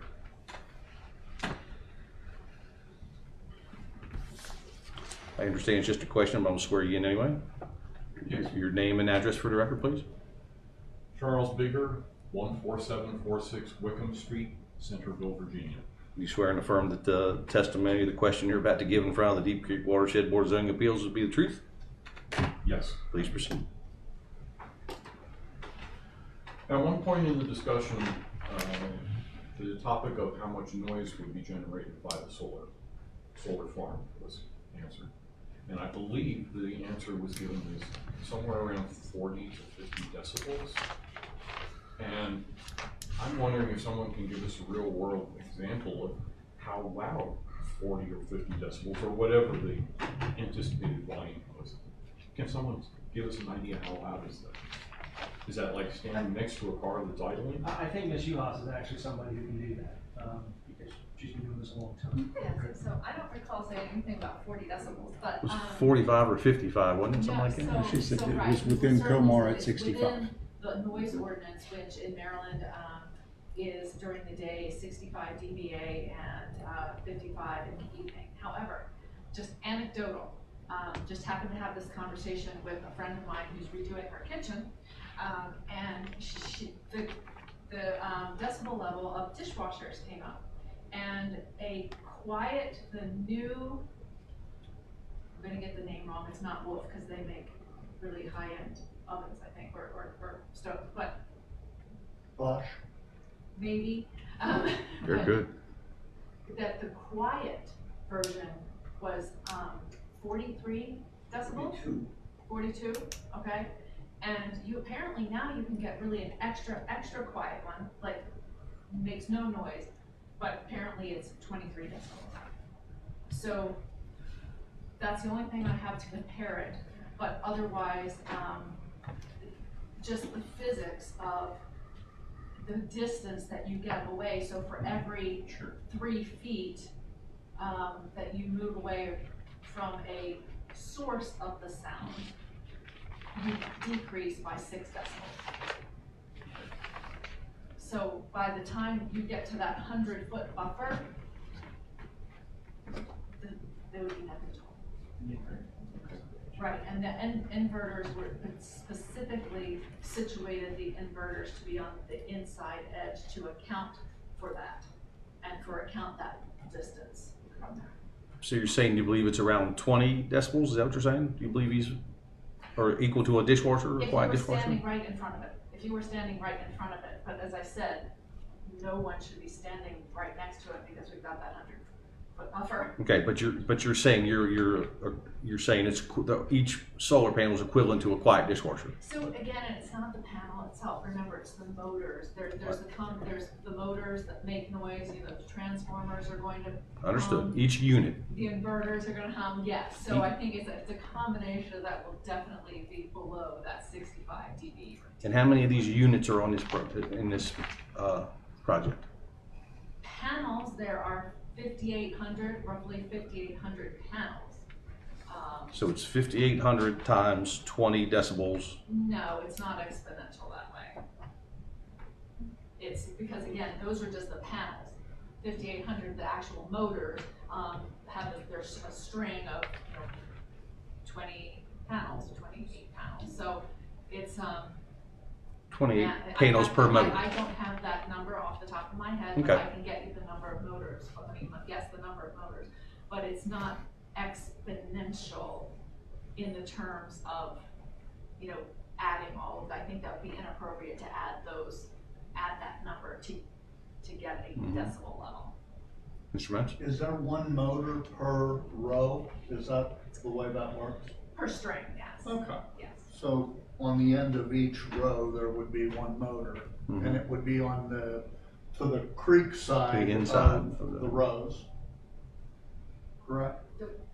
The center of the, She said they would be on the inside. I took that to mean. I'm assuming the motors would be located on the inside of these rows, Yes. So toward the inner side of the property. yes, during the final design, we will certainly take that into account to ensure that the motors are in the interior as far as we can. That's so that what they're I away from understood. numbers. Yes, thank you. Does that answer your question, sir? Yes, but I would ask if I could briefly have a copy of the map display, the original map. We'll get you something after the meeting, or maybe Mr. Well, Hebner will. I just want to demonstrate why this issue is important. You want to see it now? It would be nice. Just up on the screen? You want to see it up on the screen? Sure. Okay.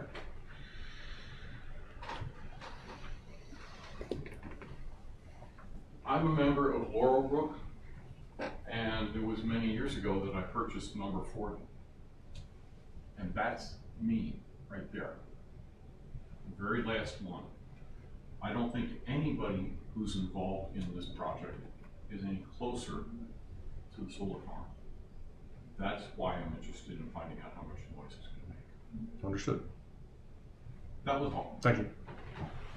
I do have a question. Hold on 1 second. Anybody else in favor of the applicant today? I don't feel like I'm, like strong or something. I'm not coming to be emotional. I just have a question, if that's what you're wondering. Are you for or for or opposed? I mean, I guess it's difficult to say. This is the first time I've sat down and listened to everything. I'm not really opposed to it, no. Well, why don't you come up here and let me Okay. get your name on the record?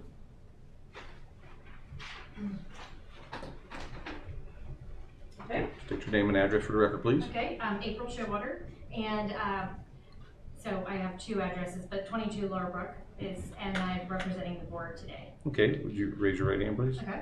Do you swear and affirm to tell the truth in this testimony that you're about to give to the Deep Creek Lake Watershed Board of Zoning Appeals? Yep. Please proceed. Okay. So I just want to say, first of all, that am I supposed to sit or It doesn't matter. that I just as an American, I feel like when I was asked to look at this, like I'm pretty busy with a lot of other things, and I just bought a couple of years ago, although I did grow up with my grandparents on the lake, but so I wasn't really privy to everything until recently, because this was coming up. And I just feel like after reading it and going over it, I just feel as an American, like I just feel like I don't want to be hugely opposed to something that somebody wants to do on their private property. And so I just kind of, because, the more we do that, then someday it might be me that they're going to be bringing in here to talk about. So that's why I'm not completely opposed. And when you buy a property, you look around and you think, oh, that might be developed there and that might be developed there. You can't really, you're only purchasing what you have with you. So as far as like looking at something or a view, my neighbor could put up a little garage and I can't really do anything about that. So that's why I don't feel like I'm hugely, want to be making a lot of noise or anything. But I think I wanted to research a little bit about the health effects, or if there was any, and I definitely didn't feel like I learned anything that was dangerous. But I did just have a couple questions. Is that okay to ask? Okay. Okay, so batteries, like, are there batteries with this, and where are they? There are no batteries. Okay. And, okay, let me just add a couple other things. And then, so like I was having problems understanding, and I know you asked too, the difference between the stockade and the agricultural fence. So a stockade, you're saying, is a wood fence. Yeah. And then after the wood fence is the landscape. And then goes the agriculture fence. So in the areas where we have the landscape buffer, behind that is the stockade fence, is the solid fencing. Okay. So like the part of the proposed site that you would be That's seeing Laurel, from right, Laurel, that entire line of the development would be the stockade fence. And that's the wood. That's the wood. Okay. That's a solid fence. Okay. And then once the site goes to the corner and turns up and starts going uphill, then that part would be like that woven wire. So it's similar to chain link. Okay. That would be a woven wire sort of open cell fence that you would go up. Okay. And so after those fences then is when you're going to be planting the trees or putting the trees? The trees will be. Oh, be in front of them. So you will see the trees, and then Okay. the fence is basically creating a backdrop. Okay. To help block what the plants themselves don't. Okay. And here's another really crazy question. I'm going for it. Just because so many of our residents are affected, and like 100 feet he's 100 feet from the fence. Is there a possibility of a discount for us being that close as neighbors if we wanted to? Okay, ma'am, let me stop right there. That's really not appropriate for So what it's we're not doing here appropriate today. to ask that? Not Okay, right, well, not right here. well, So, you okay. told me. Thank you. I thought it was a good question. Thank you. Anybody else here in favor of the application? So, okay. Anybody opposed? Okay, let's read these letters of opposition we have here. We have these up here, Bruce? Yeah. I gave Want me to read one You want to read each one? to 4 folks. Okay. I think Ms. Gillespie has the more arduous task there. Okay. Heather, would you like to read it for us, please? Okay, this whole thing. Okay, that's great. No, so this was submitted on behalf of Laurelbrook and Paradise Ridge. It was submitted August 15th, 2023, and it's titled View Against Solar Farming in Residential Areas. Okay. This document was first prepared in response to an application for the development of a solar farm in land adjacent to Laurelbrook and Paradise Ridge back in 2022.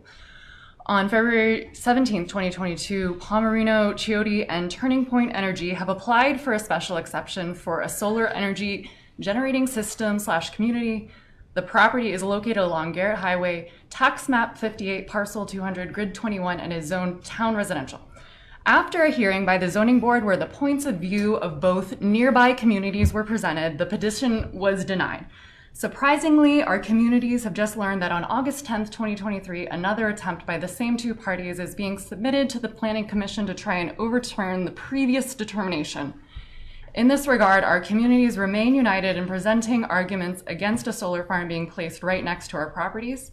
Although aesthetics is one of the arguments presented against it, it is by no means the only argument. As this document discusses, contrary to Ms. Yuha's study that's in quotes, house values are known to drop in similar instances, health risks cannot be neglected, and pollution to nearby streams and drainage systems is likely to occur. A series of secondary but relevant concerns is also discussed in this document. The points that were presented against the farm a year ago still apply today, and our opposition stands.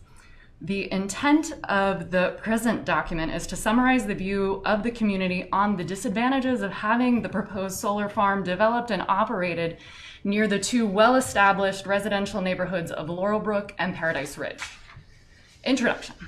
This brief document provides a list of issues split into primary and secondary concerns. It separates issues for which a consensus exists in studies conducted elsewhere from issues that might be controversial and inconclusive in the available literature. The reader should know that there is no attempt to rank the concerns within each of the major primary and secondary categories. It is understood that just very recently, the Deep Creek Lake community has established a set of regulations on solar farming reported in the Garrett County Republican and determined to be Resolution 2021-11 agreed upon by the Board of Garrett County Commissioners. The present writing understands that the request of Pomerino, Chiodi, and Turning Point Energy falls under the category of special exception. This is a category appearing in many items of Resolution 2021-11, and the vagueness of special exception seems to leave considerable room for argumentation. As such, it is the intention of the present document to argue against the sought-out exception to operate a solar farm near the residential communities of Laurelbrook and Paradise Ridge. An appendix provides information on the process used to arrive at the viewpoint presented here. Getting situated. Figure 1.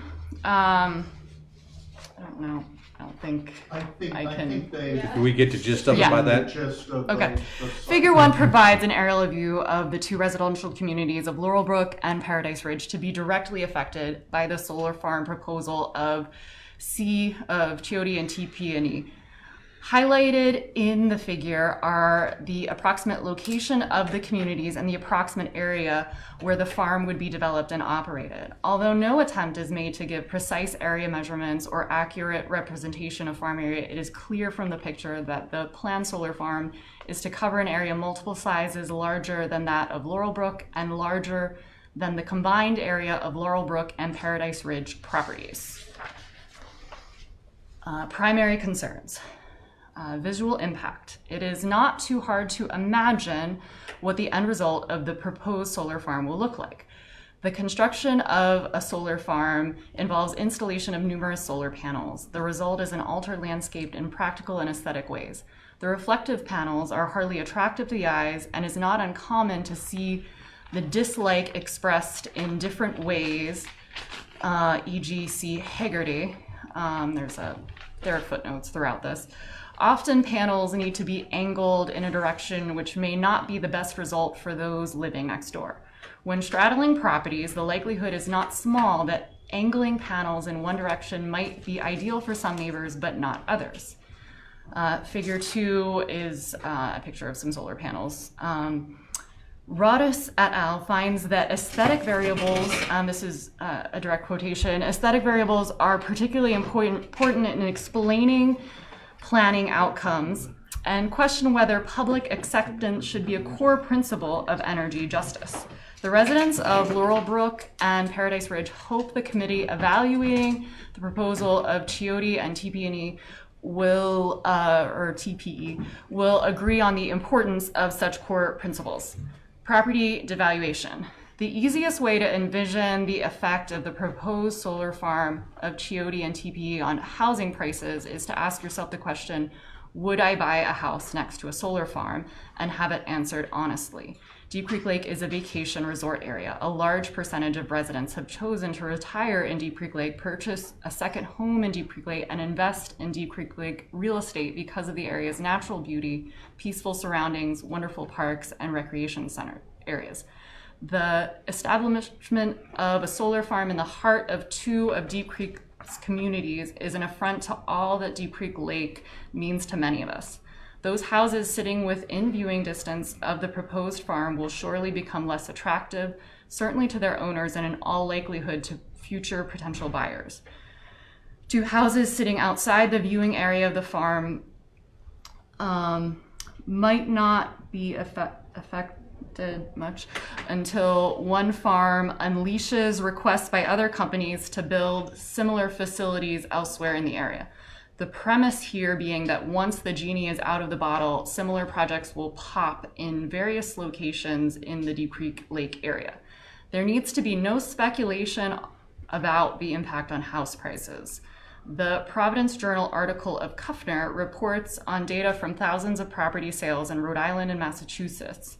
Corey Lang, associate professor of natural resource economics, and his doctoral student Vasundhara Gaur found that prices of homes within a mile of solar installation declined by 1.7%.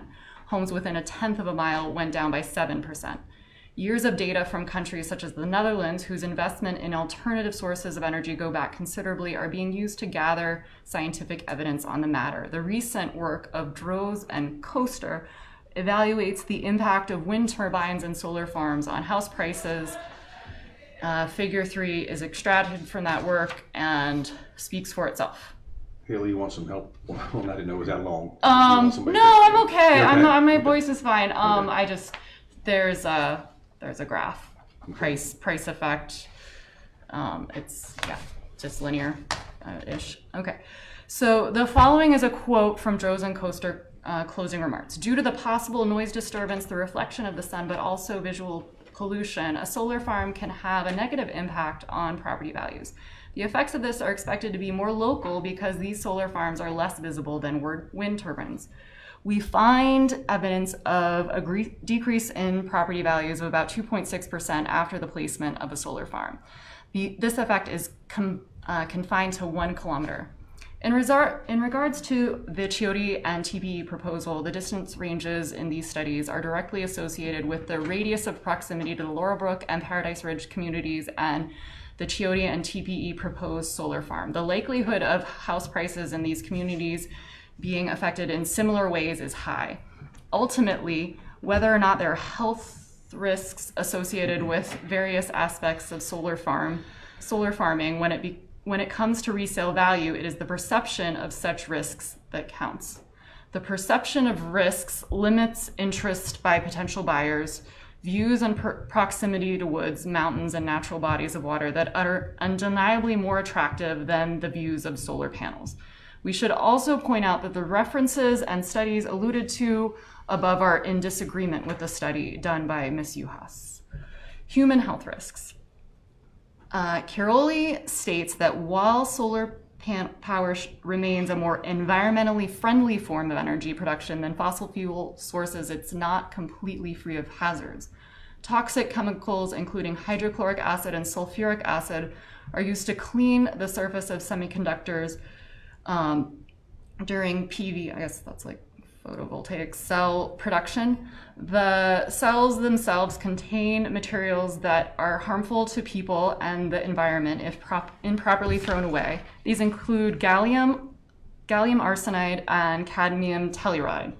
Some work is starting to emerge, e.g. Kwak et al., suggesting that some of the health risks associated with solar panel technologies might be low, though such works admit that their potential, this is in quote, their potential environmental risks remain unknown.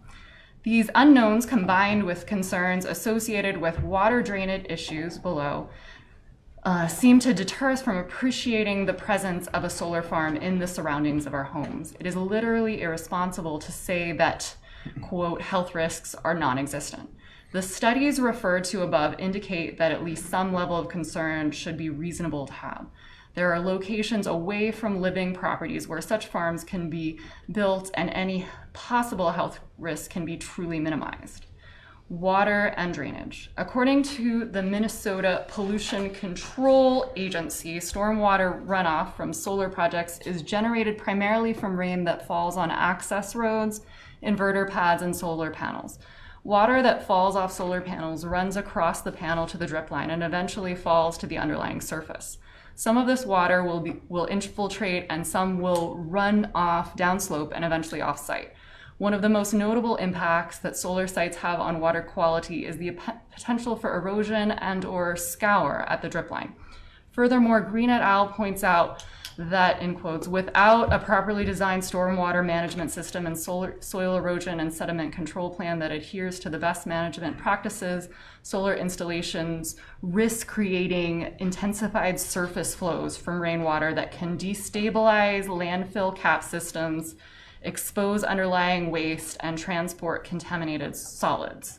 This work also lists a number of cautionary steps to be taken by planners and constructors of solar farm in reference to this subject. Perhaps somewhat outdated, Maryland Department of the Environment provides some guidance and recommendations on this issue. It is unknown to Laurelbrook and Paradise Ridge whether the Chiota and TPE proposal will address any such issues. Regardless, of Chiyoda and TPE plans, concerns remain of solar farming within a short distance to the residential communities and its unpredictable consequences in the long run.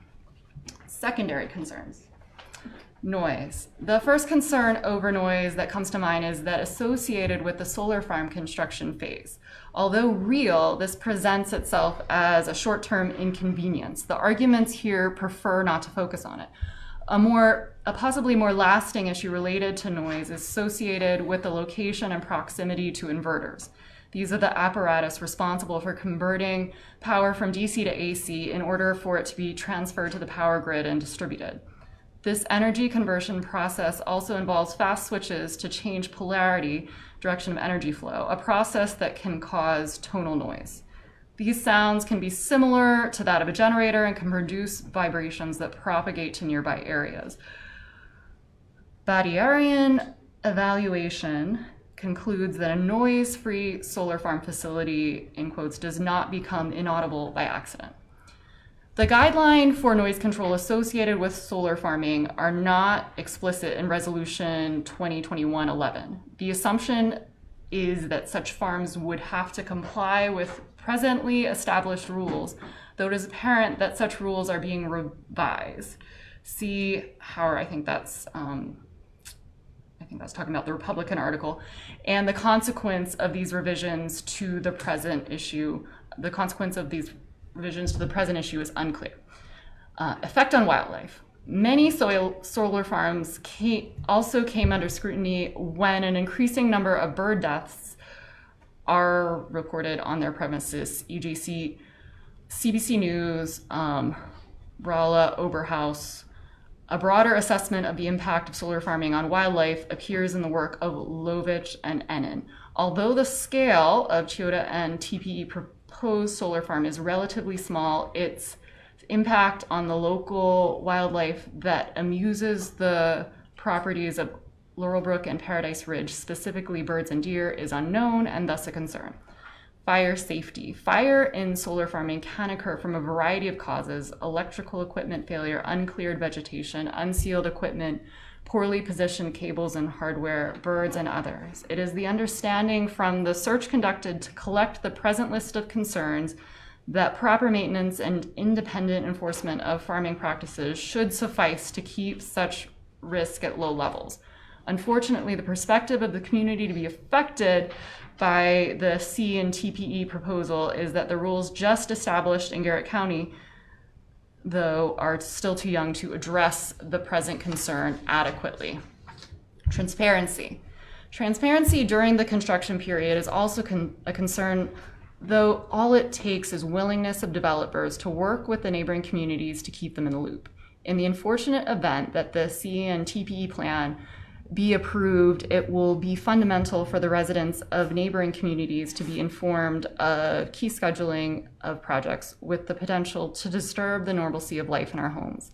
Ultimately, a more significant concern arises from the study performed by Dickinson and its findings that a main complaint from residents living near solar farms relates to the lack of transparency by farm owners in reporting where the energy goes.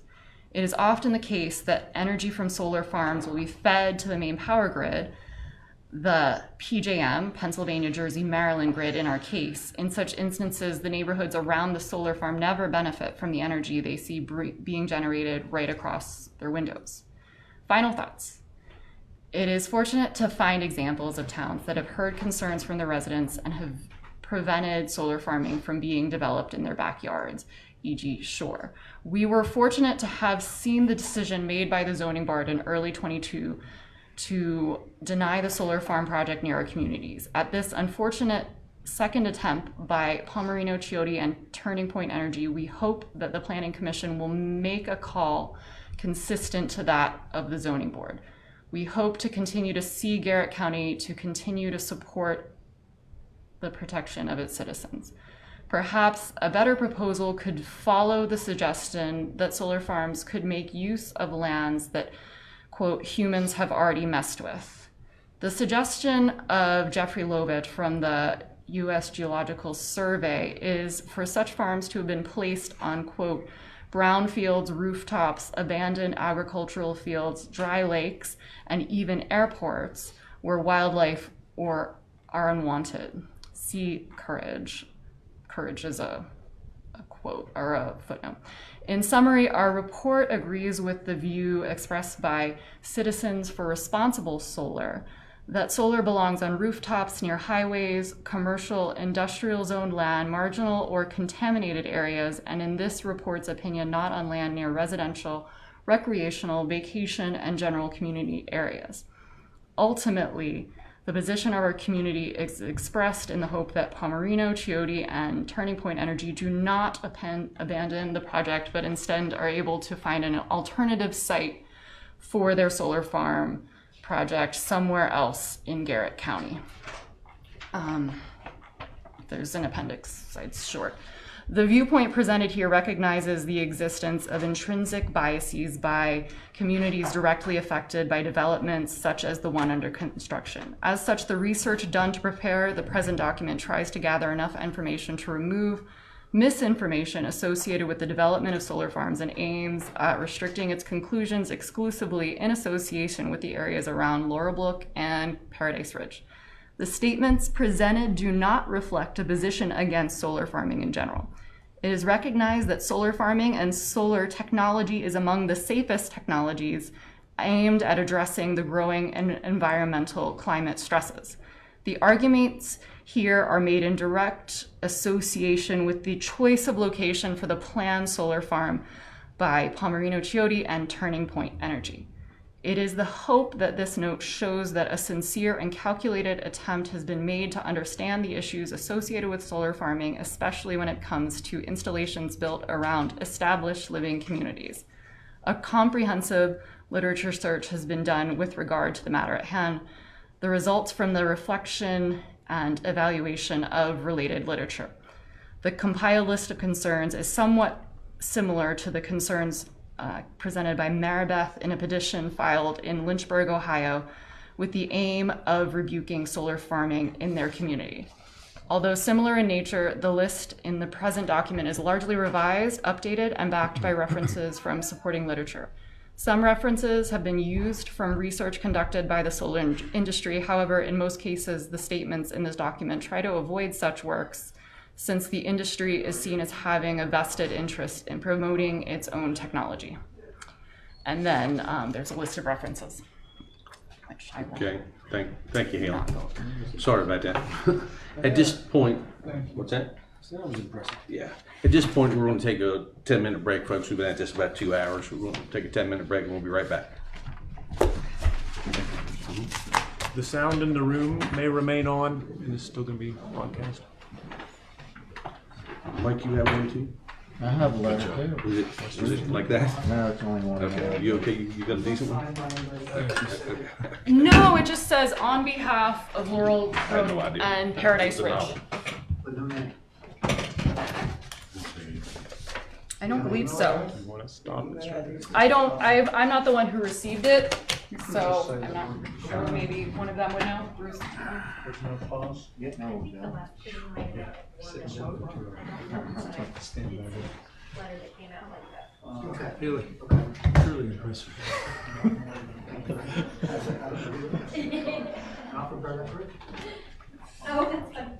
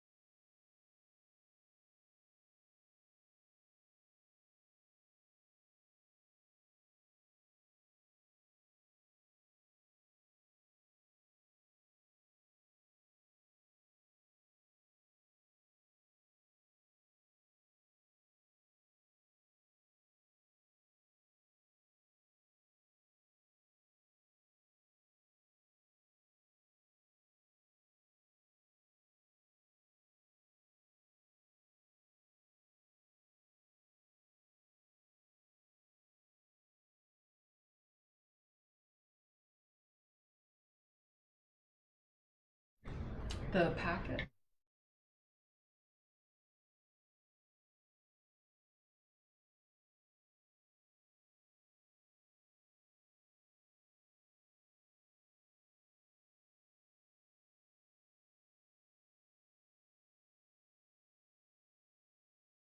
I just, it was a lot of like suburban areas, so it's just, Okay. you know, it's hard for me to draw that comparison. He was the one. Yeah.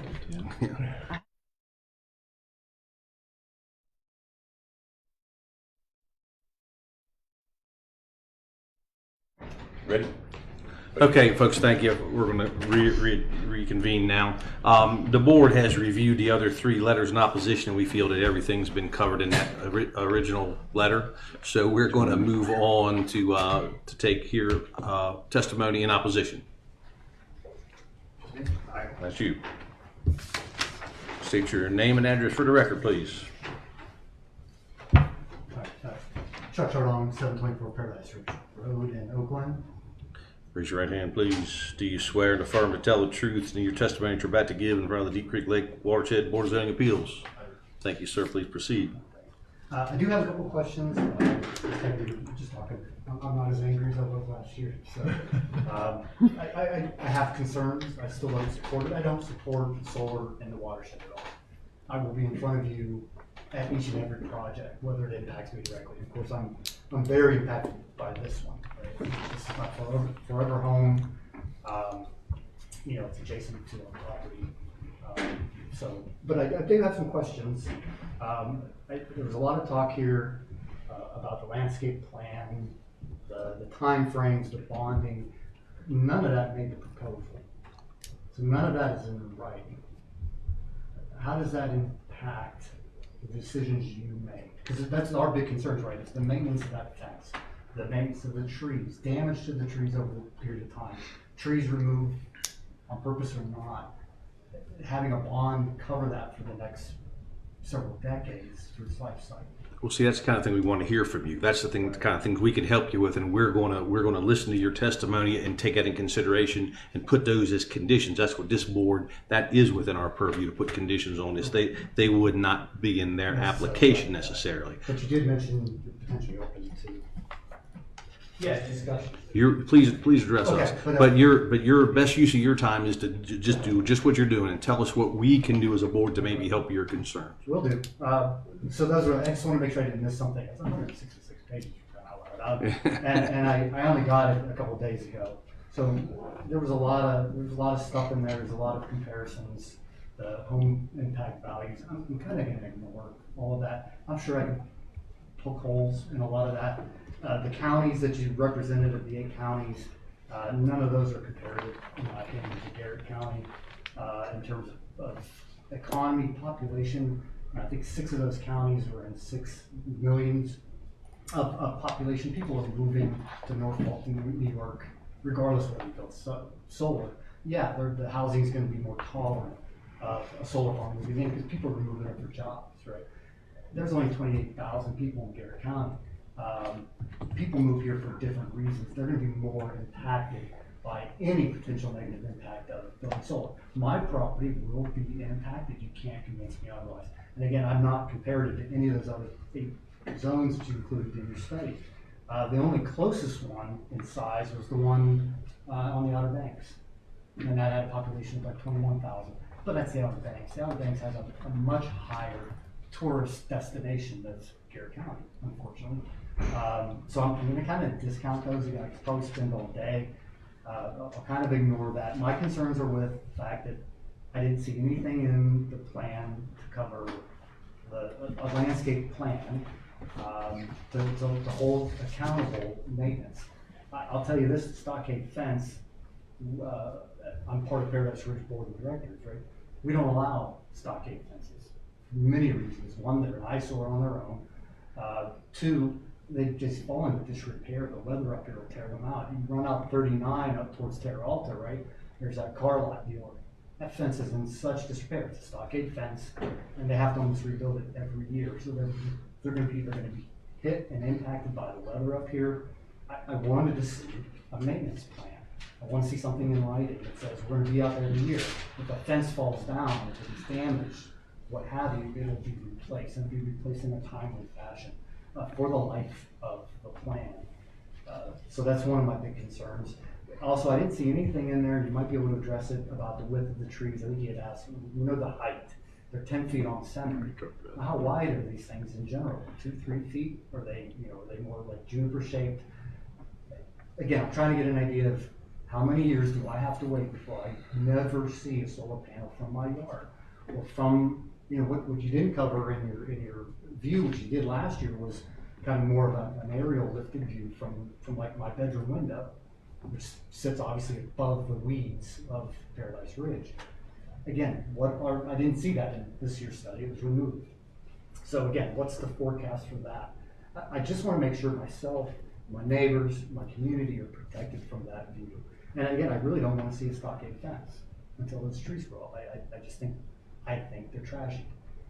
They're usually associated with junkyards. We don't permit any type of blanket fencing in our community. Picket split rail fences is it for that particular reason. So I will move on. That's a concern. Again, I wish this really was a community participation. I wish we were called or contacted by TPE prior to the proposal. Could have probably hashed a lot of this stuff out and maybe come to a better proposal for you instead of wasting your time. Maybe that'll happen in the future, I don't know, but it's too late to call me last week when the proposal's already been out for a couple of weeks.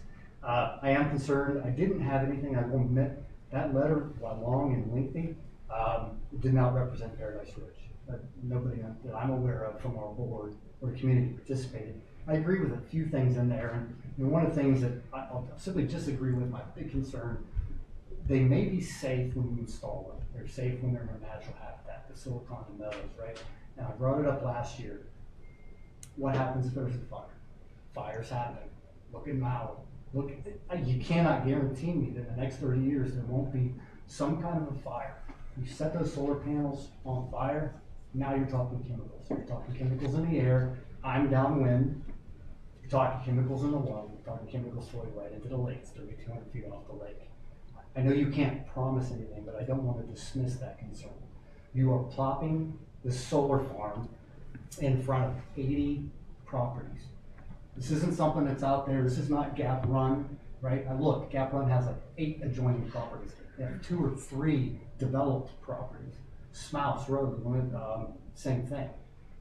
Paradise Ridge, Paradise Ridge and Laurel and all the accompanying place, there's 80 properties impacted by this single farm. 60 of those properties are developed. This has the biggest single, and which is why I think it should be rejected purely on adverse conditions, is it negatively impacts, or potentially negatively impacts, so many individuals, right? 60 developed properties. The properties between us probably will be developed over the next 5 years, right? Demand is high. That number of 60 is going to keep increasing, and I just think this is a bad location, so close to the water, in the watershed, between multiple HOAs. I can't fix that, but it's my biggest concern, and it's kind of why even if it's hidden, it still can be dangerous. I'm not too concerned about the noise and pollution. We have that. We are downwind, as I said, and that hillside has been there, right? We're up on the ridge. Everything is down below us. And so any noise or anything that's negative up there is going to absolutely float up into, in fact, I can already tell you with some of the tree removals, the decibel noise from 219 traffic, from the quarry, we hear them distinctly more louder. Again, they're not annoying, they're not going to move because of it. But you can clearly hear those trees removed. That sound is gone up. So it is a megaphone. I mentioned that last year. I still think that, again, I know what they're trying to do with the property, and I support most of what they would want to do with the property. But it's one property, and it's impacting 80 individuals. And the other concern I had is, I know in your view analysis, they had homes up on the hillside up on Mountain View. I went up and talked to those individuals this week. None of them received a notice of the hearing. I don't know if you've gotten feedback from them. I just feel that their voice hasn't been represented. And there's only, 6 homes, maybe 5 that are developed up on there. One picture is from the one on the end. But best I can tell, they were not informed and they didn't have a chance to provide feedback. That's just what they're telling me. The view analysis, again, I have questions. I'll tell you for a fact, the person that took those pictures from Paradise Ridge was probably taking them from pit level. Those weeds are cut, the lots are all cut twice a year. So definitely my height, all the properties right across. So when he's up in his house, he's higher up on that ridge. He's gonna have a higher view. Again, a 6-7 foot fence just isn't gonna cut it. I think they put those rows of trees in. I think it was an effort. I think it's woefully short. I'd like to see a couple of rows of staggered trees. If you're gonna do anything, because there are gonna be gaps. They've already admitted there's gonna be gaps for the next 3 to 5 years. Put more trees. Especially for those associations, communities like ours that have expressed concern over seeing that. So again, I think it was an effort, but I still think it was a de minimis effort. It was just doing the bare minimum to see if they could qualify. I'd like to see that beefed up, especially along the Paradise Ridge area if this gets approved. Yeah, that's the majority. I've got 4 pages I was going to read, but like I said, I think I've come just by. I appreciate it this time. And I wasn't snarky, I wasn't mean. You're fine. Does the board have any questions for? That's something that I'd just like to talk about a minute. These solar projects are basically a 2-step process before the zoning board. We have the solar standards that were adopted a year and a half ago, and that's part of the zoning at section 157.080. And some of your concerns are addressed there. Those are requirements, maintenance of the landscaping, for example. They have to do that by statute. Once they meet those standards, now they're applying for a special exemption. Just like any other special exemption, there are hurdles that they have to meet before we will approve it. And a lot of it is discretionary. So I understand what you're saying about the maintenance of the vegetation. They're required by the ordinance to maintain it.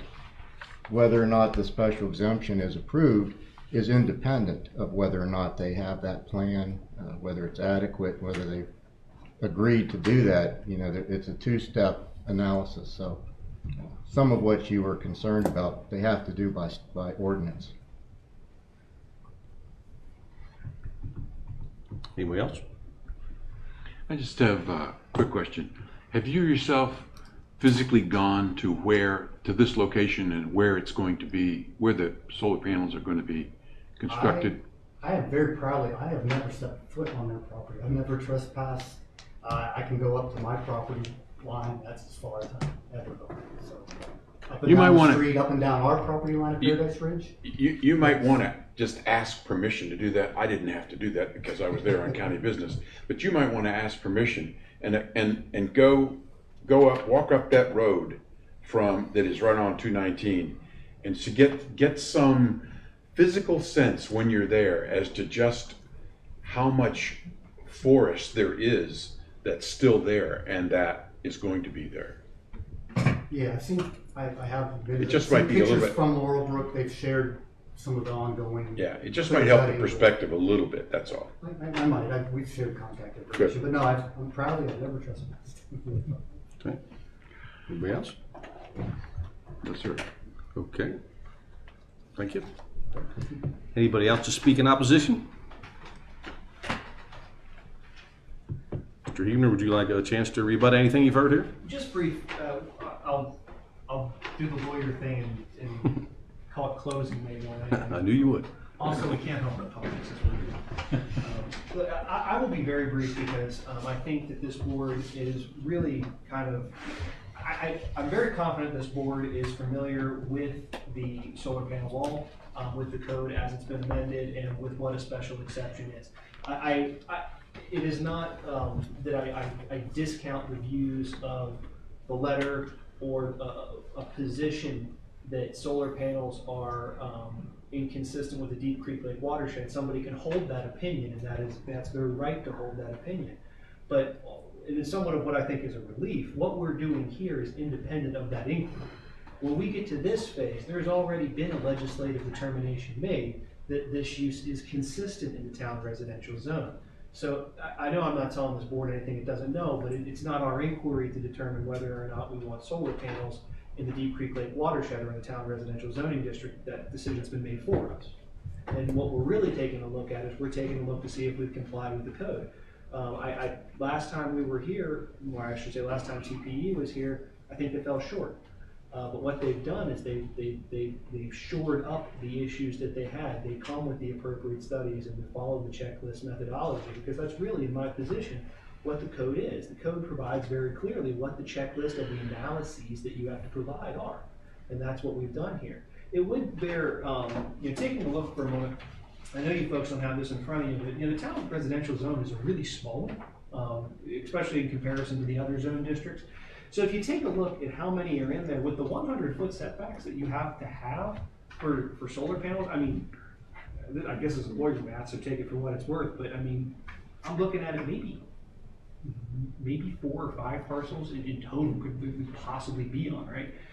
So I think it's a very important point that at the legislative level, when the code was promulgated, they determined not to simply prohibit community-based solar in the town residential zone. I would assert that to take the position that this parcel is somehow runs afoul of the Schultz-Prince standard, the often quoted standard about is what about this makes it particularly adverse? Very simply, if it's adverse here, it might as well be prohibited, because this is maybe one of about 4 parcels you could possibly have it on. And I would note that this is the parcel that's farthest away from the lake. This is the one that is, we're the last stop on the way out of town residential. So if the legislative determination has been made that we are going to permit this use in town residential, I can think of no better place than right here. It's not that I discount the ability to somebody to hold the opinion that perhaps an opinion that somehow solar panels are inconsistent with the Deep Creek Lake Watershed. The good news is that's just not for us, right? I mean, this is one where we can look at it and say, that's not our determination. Our determination is somewhat more technical. Do we have a landscape plan? Do we have one that takes into account for existing vegetation, that it screens the view sheds, that we have a glare analysis? Have we brought you these things? And we brought you these things. One of the things that I can appreciate, I really can, the perception that, geez, I mean, how is there really give here? How much are they really giving? I can tell you, the TPE is particularly attuned to the process before this county board and attuned to the process of getting this solar project moving. We don't have to listen to the planning commission review this plan before we get here. To the point of, well, a lot of the bond discussion that we've had wasn't included in the application. That is correct. That's because the discussion about whether or not there should be a landscape bond was subsequent to the submission of the application. I can tell you that this company, TPE, would 100% agree to a landscape bond. We would respectfully submit that a 3-year bond with a 1.5% escalation is sufficient. But I can tell you, if this board comes back and says that we'll take a bond for the full life of the project, you're going to get it. Because when we left here a year ago, not having met the obligations that were under the code, we wouldn't got it. And we brought you screening that takes it, that comports with the view shed analysis. So I think that it bears repeating for a moment that these folks, sometimes when we do these quasi-judicial things, we think, well, the process is the process. They're doing the bare minimum. They're just squeaking in here with what obviously must be finding economically good for them. And of course, I imagine it is. I mean, we wouldn't do this if it wasn't economically viable. And that's a good thing, okay? Because when Mr. Cody comes up here and tells you that this is a piece of property that his father buys, a gentleman who lives in Pittsburgh, he was taking the flyer on his investment money here in Garrett County is worth more than what it is in Pennsylvania, or else he'd have bought up there. And I think he's right. I think that that's the exact acknowledgement that the Planning Commission made when they passed this code, and they did not prohibit community-based solar in a town residential zone. So, with all respect, it's one of those where I would just respectfully submit to this board. This board has the jurisdiction and it has the ability to place special conditions on the special exception. That is within this board's purview. It is this board's right, and it's this board, in hearing the evidence that's heard here, they can make those determinations. We highlight the bond for the landscape plan simply because we were able to avail ourselves of the publicly held session of the planning commission. But if this board makes special conditions, we're gonna meet them because it's that important to us. But as to the question of whether or not we're gonna permit solar in the town residential zone, well, that answer's been answered. And if it's on a community scale, the answer is yes. If it's on an industrial scale, the answer is no. And we come here today to you with a community-based solar project. So with that, I would just respectfully submit that we've met the requirements of the code. We respectfully submit that this board grant the special exception. We will, of course, whatever special conditional use that this board seems to deem necessary, we'll meet it. I do think, just before I wrap up, the last thing that bears repeating, because sometimes I think this thing gets lost in the fog of solar panels. We all agree that a lot of condos are built in Garrett County. That's something that happens. If Mr. Chiotti wanted to go out and build condos 20 feet setbacks or 40-foot setbacks from the southern part of his property that close to Paradise Ridge, he'd be able to do it. But that's not what he's doing. What he's doing is he's bringing something that is in harmony with the immediate vicinity and the area. These folks are going to have more of a view with that solar panel than they would if we suddenly shelved 800 condos, or however. So I do think that bears repeating. So, with all respect, we thank you to this board for its kind attention. Thank you. I got Thank you. just a couple questions for you, maybe for you or your other experts here. Something was said about cleaning of the panels. Is there a cleaning process? Is that something to be addressed? It's a good question, Ms. Evans. Yep, fortunately, it typically rains enough Mm-hmm. that we don't have to do any formal cleaning, so it really is just, really just water and elbow grease. Mm-hmm. No chemicals. No chemicals. Okay. Is there any history of fires in solar arrays such as this that you know of? No, we've not experienced any of the projects that we have or projects that we are aware of. Okay. The width of the trees you're going to plant, they're going to be proportionate to the height, I would assume. Yes, and I believe that is on the landscape plan. Is it on the landscape plan? Okay. 3 feet, the bucket, it goes by the bucket size, right? Those going in, that's how it'd probably be falling in our lap. But the plants themselves, like the width of them, they'd be somewhere around 2.5 feet wide. Okay. We already And we did try to, they're not a straight line across the property, because understand, he's asking about a stacking landscaping plan, and that's understood, and that's why they are kind of in there in a more natural sort of pattern, is to try to get those used blocks so they are stacked. Okay. Board, anybody else? And the fencing, what material would that be made of? It's wood. Uh-huh. And I actually brought a picture of it on my phone just in case that anyone was unclear as to what a stockade fence was, but we really did believe that would provide the best screening, understanding Mr. Chardon's comments. But then if we don't use that type of fence, then he might be able to see it, so. Oh, I agree. But I know that there are other building materials that Bruce could probably speak closer to as opposed to wood. If that's something Pressure treated? If that's something that you'd like us to look into, we can certainly do that. To look at an alternative. All right. Is it going to be pressure treated? Are those typically pressure treated? They'd be pressure treated, and maybe something more rock resistant naturally. More resistant. That would make sense, because that would provide longevity. Those white pulpy ones would be the ones that they're probably speaking to. That don't last very long. Any other questions from the board?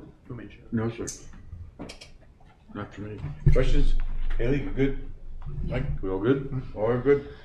Okay, then no more testimony. At this point, we will close the public portion of our meeting and go into deliberation. You all are welcome to stay. We're going to make every effort to make a decision today, but you should be aware that we do have up to 10 days to make the decision if we decide for some reason we can't make it tonight. So, okay.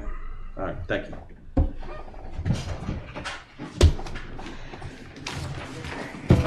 thought it was going to take 10 days just to get through that letter. I'm glad I didn't draw that letter as a letter.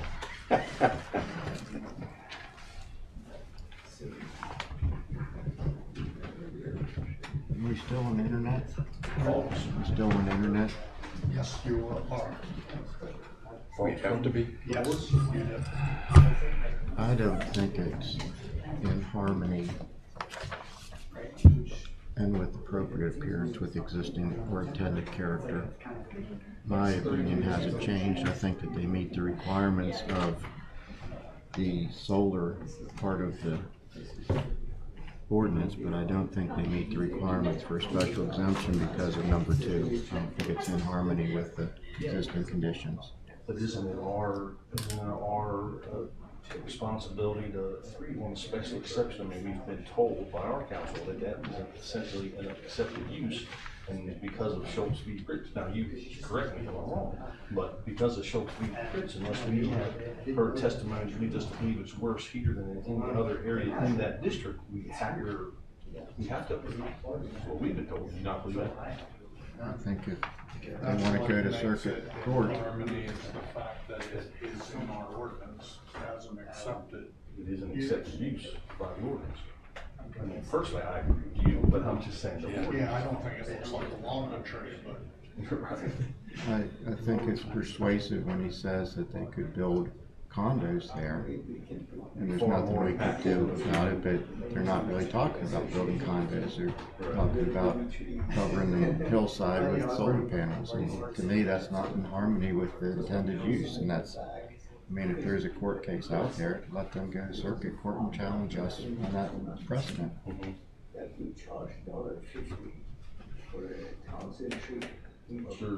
Other opinions? Other input? I like the idea of a landscape on for the life of the project. For the life of the project. Is that common? Is that common? Lifetime? In their testimony, they said that a 3-year was common, so this is far and beyond that. But you know something, just to expand on Haley's question, I could be wrong. Because Haley may be the youngest person on the board in multiple dimensions, but I'm second, but not in age. And we've only dealt 2 other cases in my recollection. One is we approved it; it's up on the hill off of Sand Flat, okay? And the other one we said no, and that's the one that went to circuit court. And Judge Struben, bless his heart, backed us up. This is the 3rd one, and it's really we're getting it for the 2nd time, and it's the first time that we've examined the solar case with the new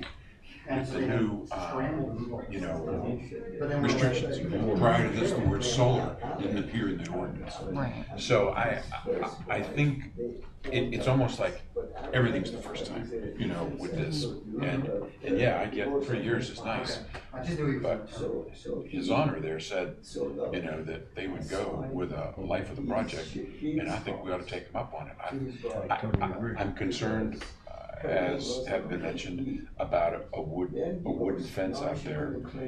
It's, we've all been there now, it's in the woods, So there's that, and then there's the trees. The good news is if that fence were to rot out in 5 years and be crap, Sure. the trees should. The trees, exactly. But I think, I'd like to think that something like that will help keep them honest and keep them focused on and wanting to have, a project that looks like it's successful in multiple dimensions, and one of the dimensions is screening. That's just where I'm coming from. I think council also alluded to this company's history, specifically down in 42. That, they have shortcomings. Now, they haven't voluntarily gone out and done anything about their shortcomings. We're not going to rely on volunteers. No, that's why I think, that's why I'm in such strong agreement with Bob that it be written for the life of the project. And even, even more stipulations within that, if the board can find something that needs to be, if this fence deteriorates in 5 years, well, then replace the new fence. Because if we don't require it, it's not going to happen. If you have a landscaping bond, who decides that landscaping needs to be fixed, and if it doesn't, then they call the bond. Is that gonna be you?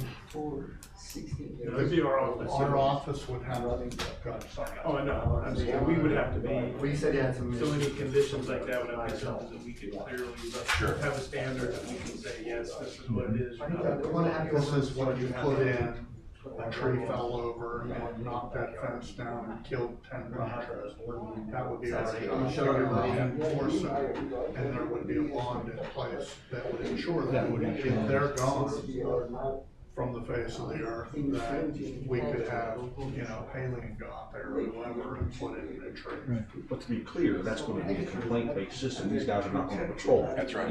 Somebody's not gonna say, hey, guys, a tree fell down or something like that. That's not a problem.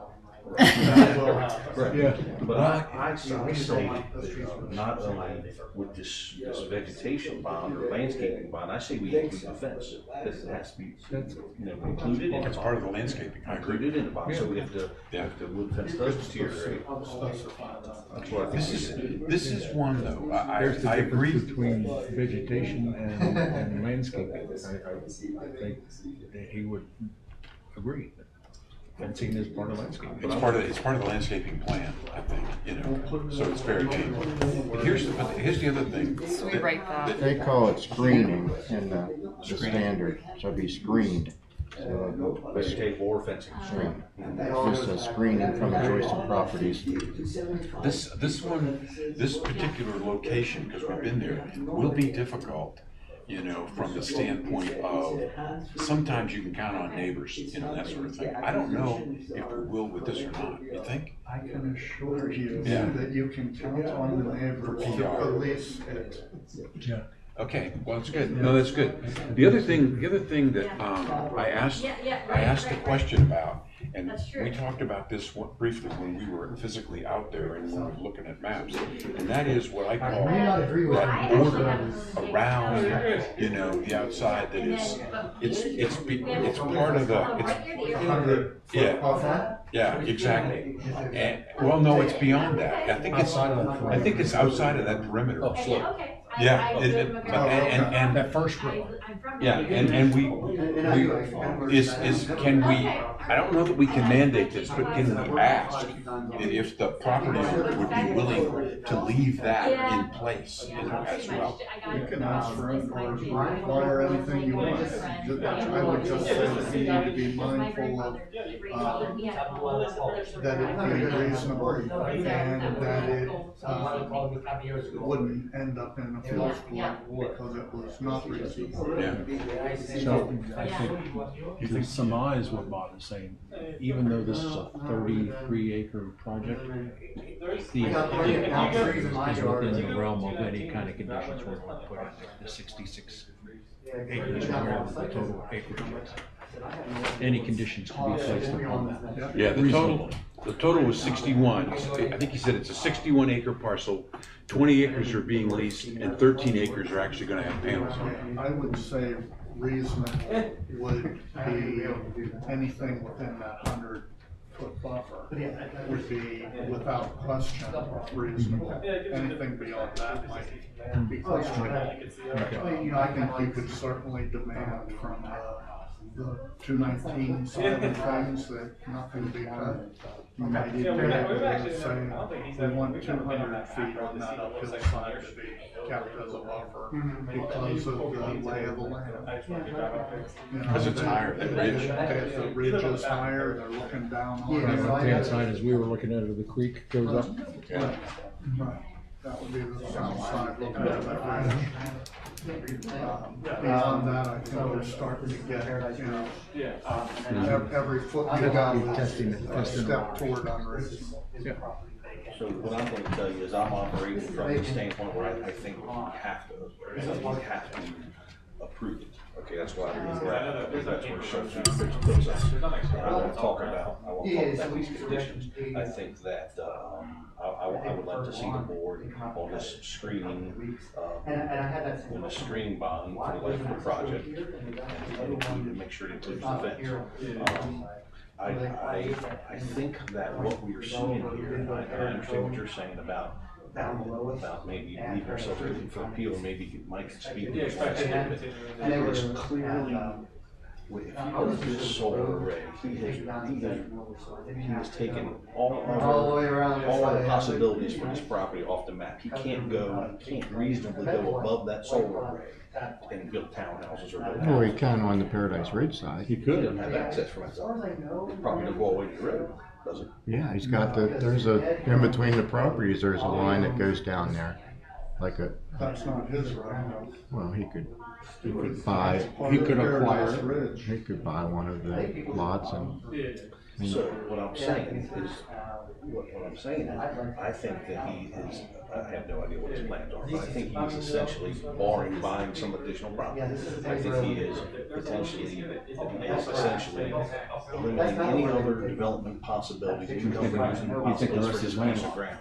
Okay, so the only other, because he can't come up through, you're not gonna build townhomes where you're gonna the solar array, the wetlands prohibits that anyway. So I'm saying the only other possible income producing opportunity you would have in that land would be to cut all that timber off there.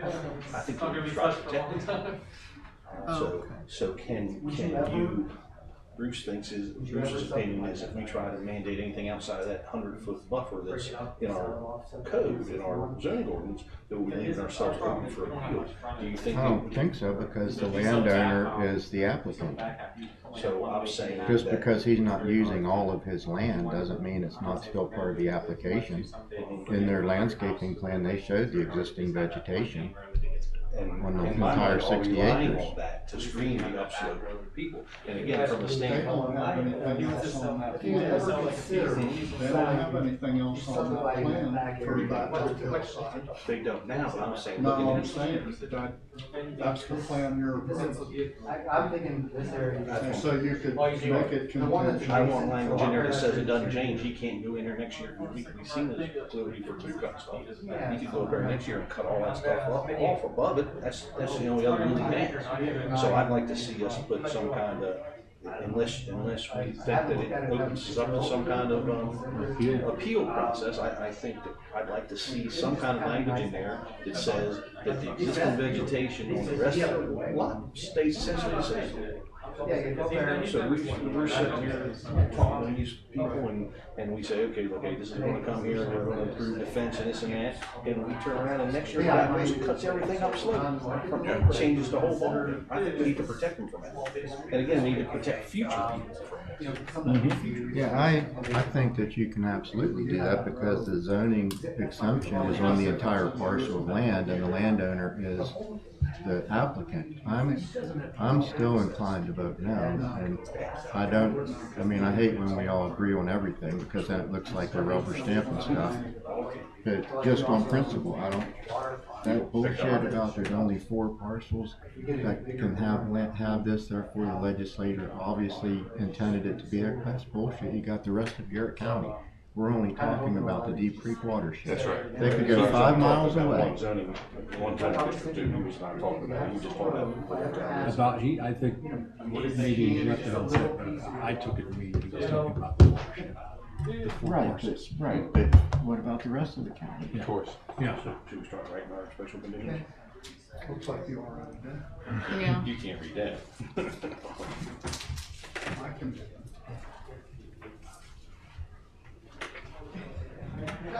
So we basically are saying that we leave the rest of that property is left undisturbed. That's what I said. We can give it a shot.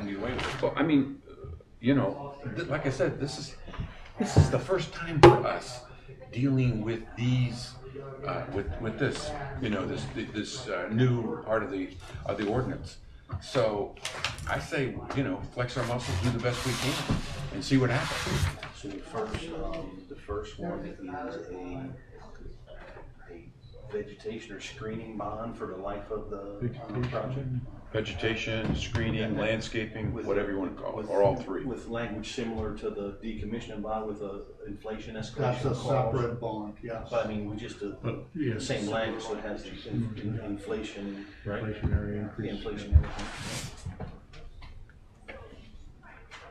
And that wording's including the fencing. Including vegetative screening and fence. no further,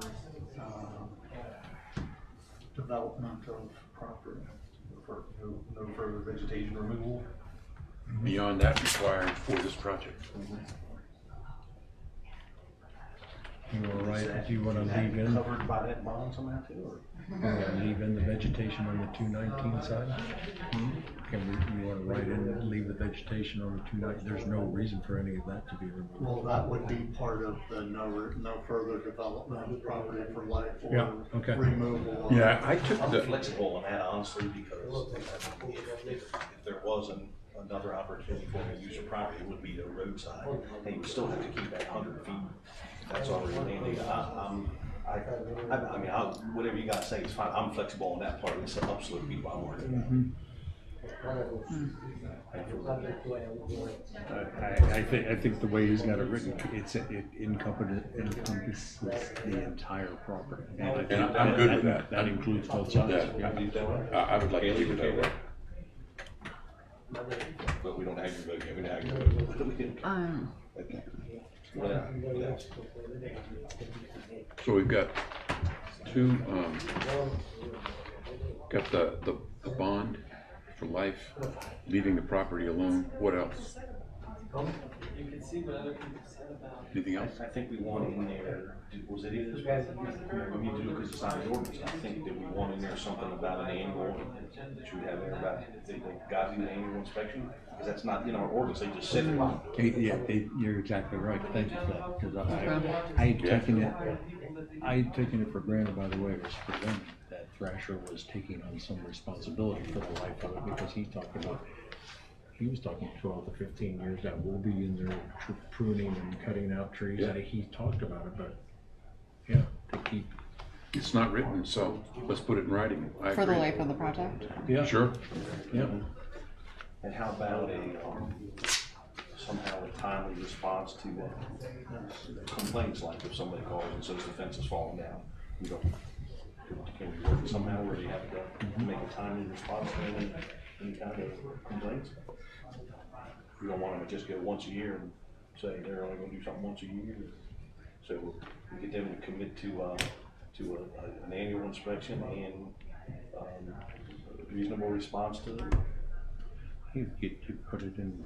Can you write that? You write that on me, right? You're gonna need a second A page. maintenance of contract. Yeah. Within what time frame? 60 days? Oh, yeah, that's generous. I think if you're 60, I'm thinking wintertime, you know. Yeah, that's all right. Yeah. I just don't want to go a year. No.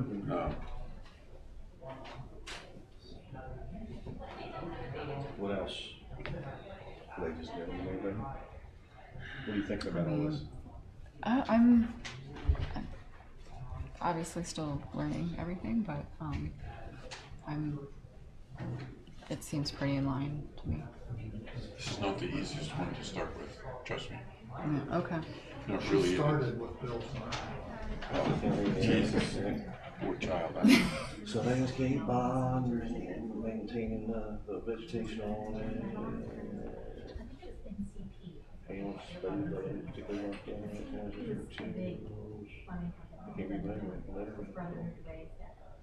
I think it's all right. You had something in there about annual maintenance or something. Annual inspections of screening and equipment, repairs and replacements within 60 days.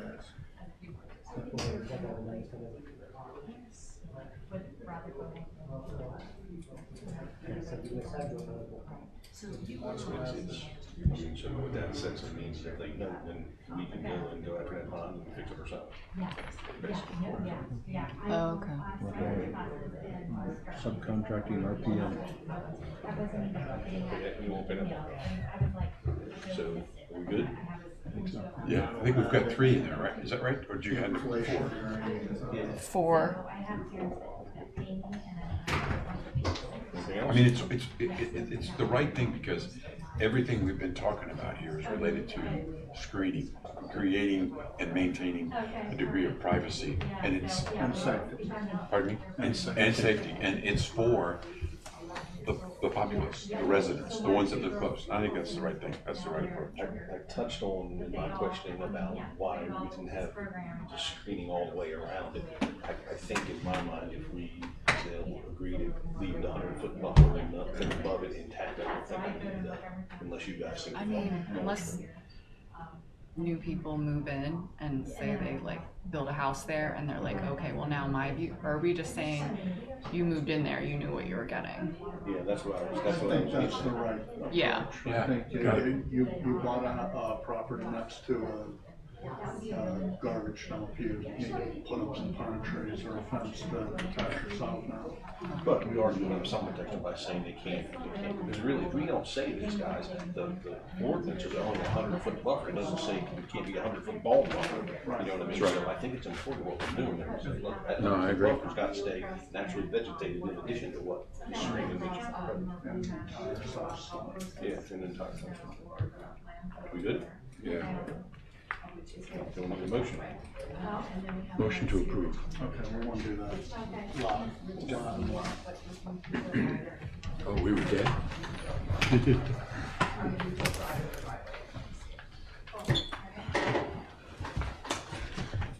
Okay, folks, the board has completed their deliberation.